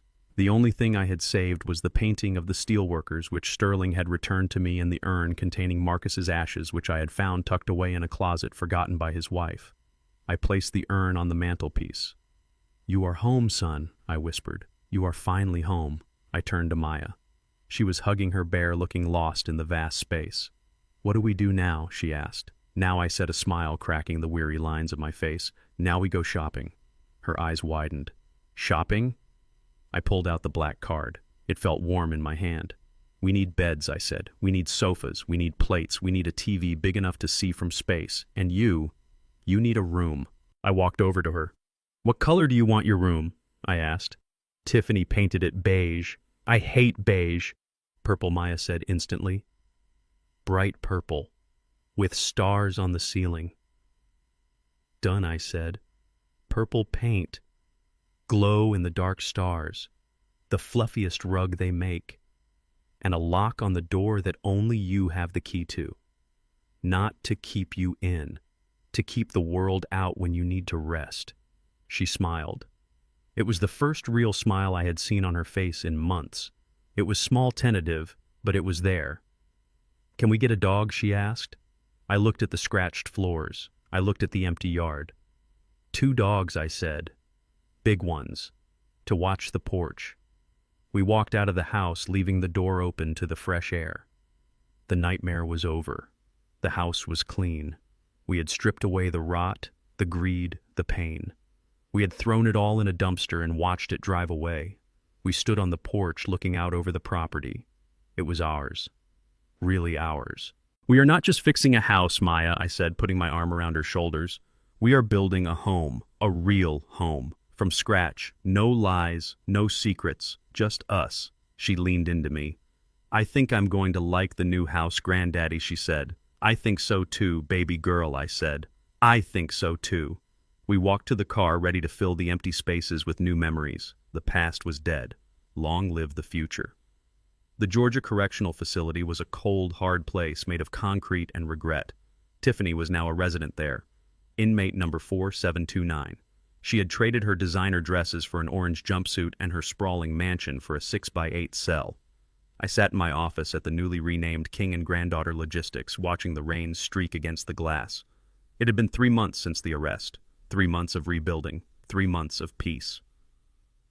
Maya was sitting across from me doing her homework. Her room was purple now, just like she wanted, and the stars on her ceiling glowed every night. She was safe. She was healing. But the scars were still there. I saw them when she flinched at loud noises, or when she checked the locks on the doors 3 times before bed. My office phone rang. It was a collect call from the penitentiary. I knew who it was. She had been trying to call for weeks. I had ignored every attempt, but today I felt different. Today I wanted to hear what desperation sounded like. I looked at Maya. "It is her," I said quietly. Maya looked up from her book. Her eyes widened slightly, but she didn't look scared. She looked curious. She looked strong. "Answer it, Granddaddy," she said. "I want to hear." I pressed the speakerphone button. "This is a collect call from an inmate at the Georgia State Women's Correctional Facility," the automated voice announced. Do you accept the charges? I accept, I said. There was a click, then a burst of static, and then her voice. It sounded different. Thin. Broken. The arrogance was gone, replaced by a whiny, pathetic plea. Otis, she sobbed. Otis, thank God you answered. Please don't hang up. I have been trying to reach you every day.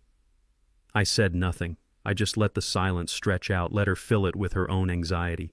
Otis, please, she continued, her voice rising in panic. You have to help me. This place, it is horrible. The women here, they scare me. The food is inedible. I am losing my mind. Still, I said nothing. Maya watched the phone, her face impassive. I am sorry, Otis, she wailed. I am so sorry. I know I made mistakes, but I was grieving. I wasn't myself. And Brad, he made me do it. Ah, there it was. The pivot. The blame game. Brad forced me. She lied, the words tumbling out in a rush. He threatened me, Otis. He said if I didn't get him the money, he would hurt me. He would hurt Maya. I was trying to protect her. I locked her in the basement to keep her safe from him. Don't you see? I was a victim too. Maya scoffed. It was a quiet sound, but it was full of disbelief. She remembered the slap. She remembered the insults. She remembered Tiffany's cruel laughter. I looked at my granddaughter and shook my head. And the forgery Tiffany continued, desperate to fill the silence. That was Brad's idea. He found the buyer. He forced me to sign. I didn't want to sell the house, Otis. I loved that house. It was Marcus's legacy. Her lies were so transparent they were almost insulting. She was rewriting history, trying to paint herself as the martyr in a tragedy she had directed, produced, and starred in. Otis, please say something, she begged. I need a lawyer, a good one. The public defender is useless. He says I am looking at 20 years. 20 years, Otis. I will be an old woman when I get out. My life will be over. Good, I thought. You have money, she pressed. You have so much money. You can hire someone for me. Just get me out on bail. I will pay you back. I will work. I will do anything. I will sign over my rights to everything. Just please don't leave me here. She was bargaining with chips she didn't have. She had already lost her rights. She had already lost everything. And the baby, she added, her voice dropping to a whisper. The baby Otis. I know what the doctor said, but he was wrong. I feel it. I am pregnant. It is stress that is messing with the tests. You can't let your grandchild be born in prison. The audacity, the sheer unadulterated gall. She was still trying to play the pregnancy card even after I had exposed her sterilization to the world. She truly believed that if she lied hard enough, reality would bend to her will. Maya reached out and touched my hand. She looked at the phone, then at me. She shook her head slowly. She didn't need to hear any more. She knew the truth, and she knew that Tiffany was incapable of it. Otis, say something. Tiffany screamed, her voice cracking. Why are you doing this? Why are you torturing me? I am family. I looked at the phone. I looked at the red light indicating the call was live. I could have yelled at her. I could have told her she was a liar, a thief, and a monster. I could have listed every crime she committed, every tear she caused. But that would have given her something. That would have given her attention. It would have validated her existence. It would have shown her that she still had the power to make me angry. And she didn't. She had no power. Not anymore. I looked at Maya. She smiled a small, sad smile. She understood. I reached out my finger, hovering over the button. Otis, Tiffany shrieked, realizing what was happening. Otis, no. Don't you dare. Don't you leave me here. I will die in here. Otis. Click. The line went dead. The room was silent again, save for the soft hum of the air conditioner. I didn't say a word to her. I didn't give her the satisfaction of a goodbye. I gave her the only thing she deserved. Nothing. Absolute, terrifying silence. I picked up the receiver and dialed a short code. Block number. Confirm. The phone would never ring from that facility again.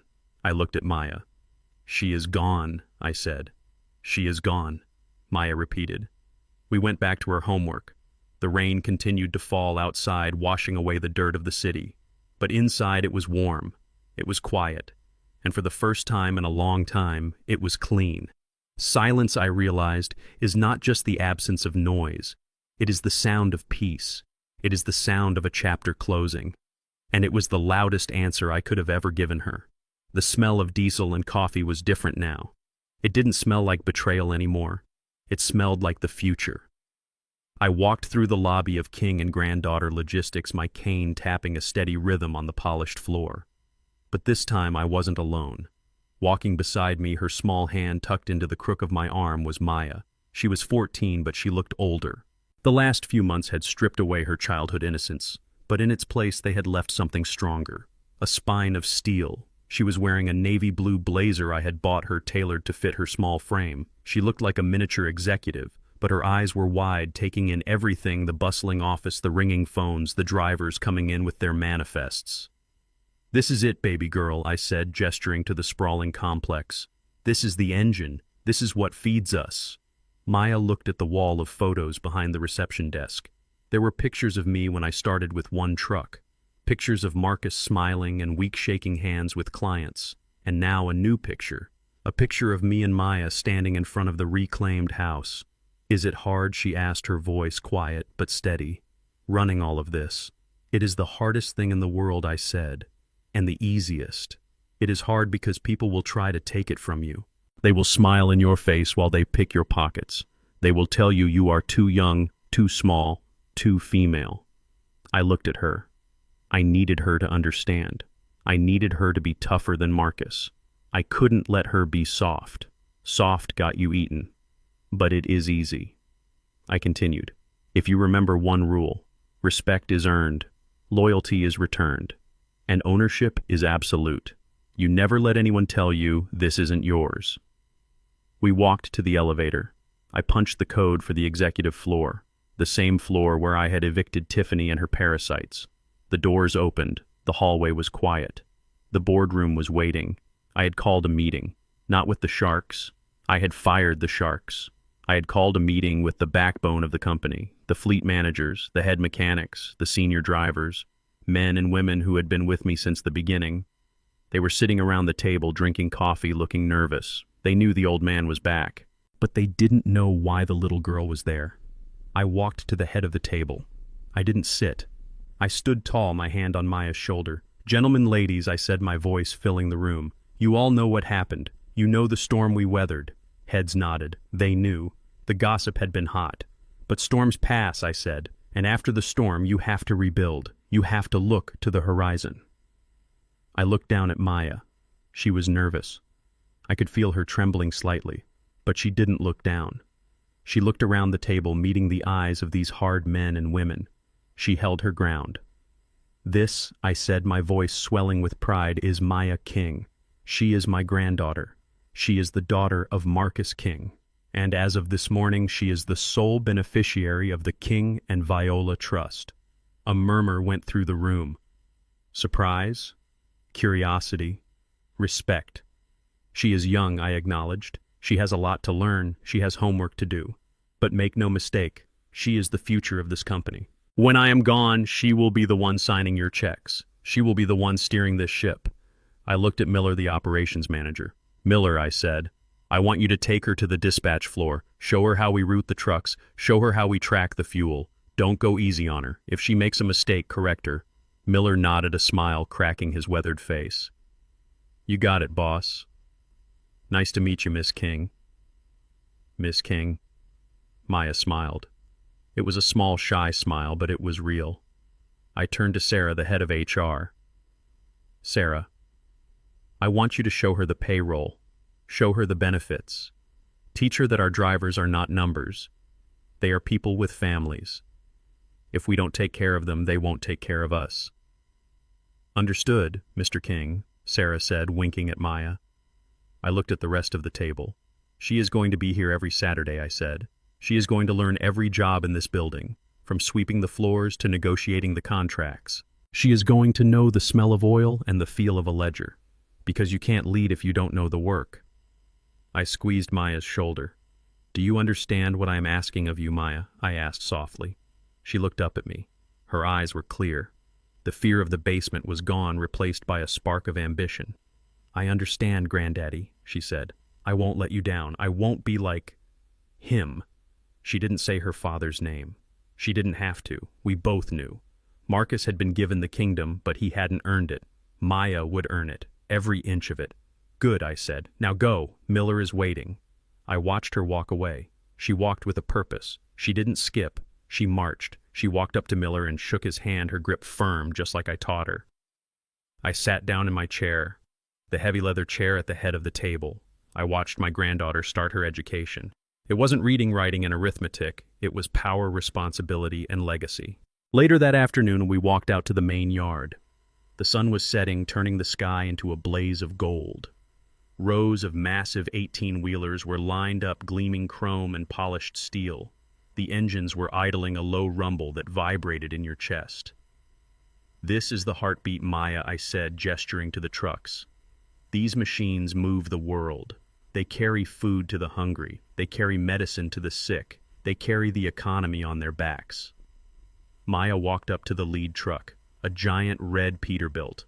The driver, a man named Big John, who had driven for me for 30 years, was polishing the grill.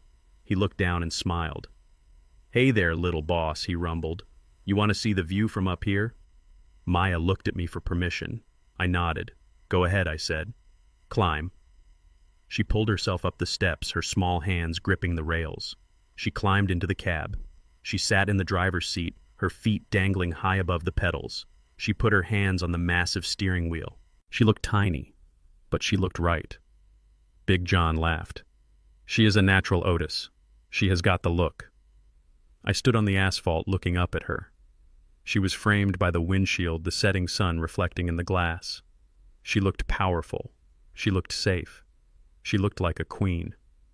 I thought about Marcus. I thought about Tiffany rotting in her cell. I thought about the basement, and I thought about the future. The chain had been broken. The weak link had been removed. And now I was forging a new link, a stronger link. "You like the view, Maya?" I shouted over the engine noise. She leaned out the window, grinning. "I can see everything, Granddaddy," she yelled back. "I can see the whole world." "It is yours, baby girl," I whispered to myself. "It is all yours. Just promise me one thing. Don't ever let anyone lock you in the dark again." She honked the horn, a loud blasting sound that echoed across the yard. The other drivers honked back, a chorus of steel and air saluting the new boss. I laughed, a deep belly laugh that shook my old frame. It was the first time I had really laughed since the funeral. It felt good. It felt like victory. "Come on down," I called. "We have work to do." She climbed down, jumping the last few feet into my arms. I caught her. She was heavy, but she was the best burden I had ever carried. We walked toward the gate, the fleet of trucks behind us, a wall of iron and potential. 2 generations. The old lion and the cub. We were king and granddaughter, and we were just getting started. The seasons turned slowly in Georgia. 1 year has passed since the sirens wailed in my driveway and the handcuffs clicked on the wrists of the woman who tried to steal my life. 1 year since the storm. I am sitting on my porch in my favorite rocking chair. The wood beneath me is new. I had the whole porch redone, stripped the old paint, and sanded it down to the original grain. It smells of cedar and lemon oil. The air is warm, thick, with the scent of the magnolias that my wife Viola planted 40 years ago. They bloomed late this year, but they bloomed brighter than ever. From inside the house through the open French doors I can hear music. It is the piano, a real Steinway restored and tuned, and the hands playing it belong to Maya. She is playing something classical, something complicated. I don't know the name of it, but it sounds like water flowing over rocks. It sounds like peace. Maya is 15 now. She has grown 3 inches in the last 12 months. She walks differently. She doesn't hunch her shoulders anymore. She doesn't look at the floor when she enters a room. She walks with her chin up. She walks like she owns the place, because she does. I take a sip of my iced tea and look out over the lawn. The grass is green again, lush and thick, hiding the scars of the tire tracks from the police cruisers. The neighbors wave when they drive by now. They slow down. They nod. They used to look at this house and see a tragedy. Now they see a fortress. They see the old man on the porch, and they don't see a victim. They see the survivor. I have spent a lot of time thinking on this porch. I have thought about Marcus. I have thought about the mistakes I made with him, the way I tried to shield him from the hardness of the world, only to leave him vulnerable to a predator like Tiffany. I miss him. That ache never goes away. But the sharp stabbing pain of his loss has dulled into a quiet, constant companion. I talk to him sometimes when the wind blows through the trees. I tell him his daughter is safe. I tell him I fixed it. I have thought about Tiffany too. Not often. She doesn't deserve my time. But sometimes when the nights are long, her face floats into my mind. I wonder if she is looking at a concrete wall right now. I wonder if she misses the silk sheets and the expensive wine. I wonder if she finally understands that the most expensive things in life are the ones you cannot buy. Integrity, loyalty, family. She traded them all for a chance at a quick buck, and she ended up bankrupt in every sense of the word. People make assumptions. That is the great weakness of the arrogant. Tiffany looked at me, and she saw a stereotype. She saw an old black man with calloused hands and a slow walk. She saw the gray hair and the cane, and she assumed my mind was as frail as my knees. She assumed that because I was quiet, I was stupid. She assumed that because I was generous, I was weak. She didn't know my history. She didn't know that I came up in a time when men like me had to be twice as smart and 3 times as tough just to survive. She didn't know that I built a trucking empire by outthinking men who wanted to bury me. She didn't know that silence is not emptiness. Silence is where you plan. Silence is where you sharpen the blade. That was her fatal flaw. She underestimated the invisible man. I see it all the time now. I see it in the eyes of the young executives when I walk into the boardroom with Maya. They look at me and they see the past. They think I am a relic. Then I open my mouth or I lay a contract on the table and I watch their eyes change. I watch the realization dawn on them that the old lion still has teeth. It is a powerful thing being underestimated. It gives you the element of surprise. It lets you walk into the room unnoticed, lock the doors, and set the terms before anyone even realizes the negotiation has started. Maya stops playing. The last note hangs in the air, vibrating in the humidity. She walks out onto the porch. She is wearing jeans and a t-shirt with a band logo on it, normal teenager clothes. But her eyes are old. They have seen too much. "Hey, Granddaddy," she says, leaning against the railing.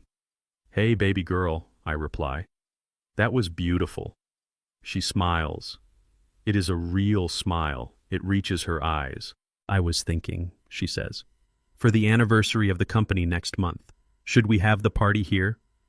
I look at her surprised. "Here?" "Yeah," she says, looking around the lawn. "We can put a tent up. We can get catering. We can show everyone that the King House is open for business." I smile. She is right. We shouldn't hide.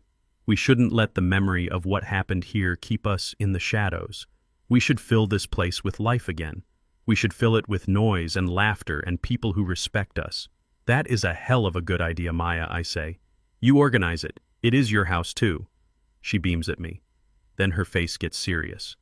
"Do you think Dad would have liked it?" she asks. I look at the spot on the lawn where we scattered the last of his ashes under the oak tree. "I think he would have loved it," I say. "I think he would be proud of you. I know I am." She comes over and kisses me on the cheek. Her hair smells like strawberries. She is the best thing Marcus ever gave me. She is the redemption. "I am going to call the caterer," she says, turning back to the house. "I want barbecue. Real barbecue. Not that fancy stuff Tiffany liked. Real barbecue sounds good," I say. She goes back inside. I am alone again, but I am not lonely. I look up at the sky. The sun is starting to set, painting the clouds in shades of gold and violet. It reminds me of Viola.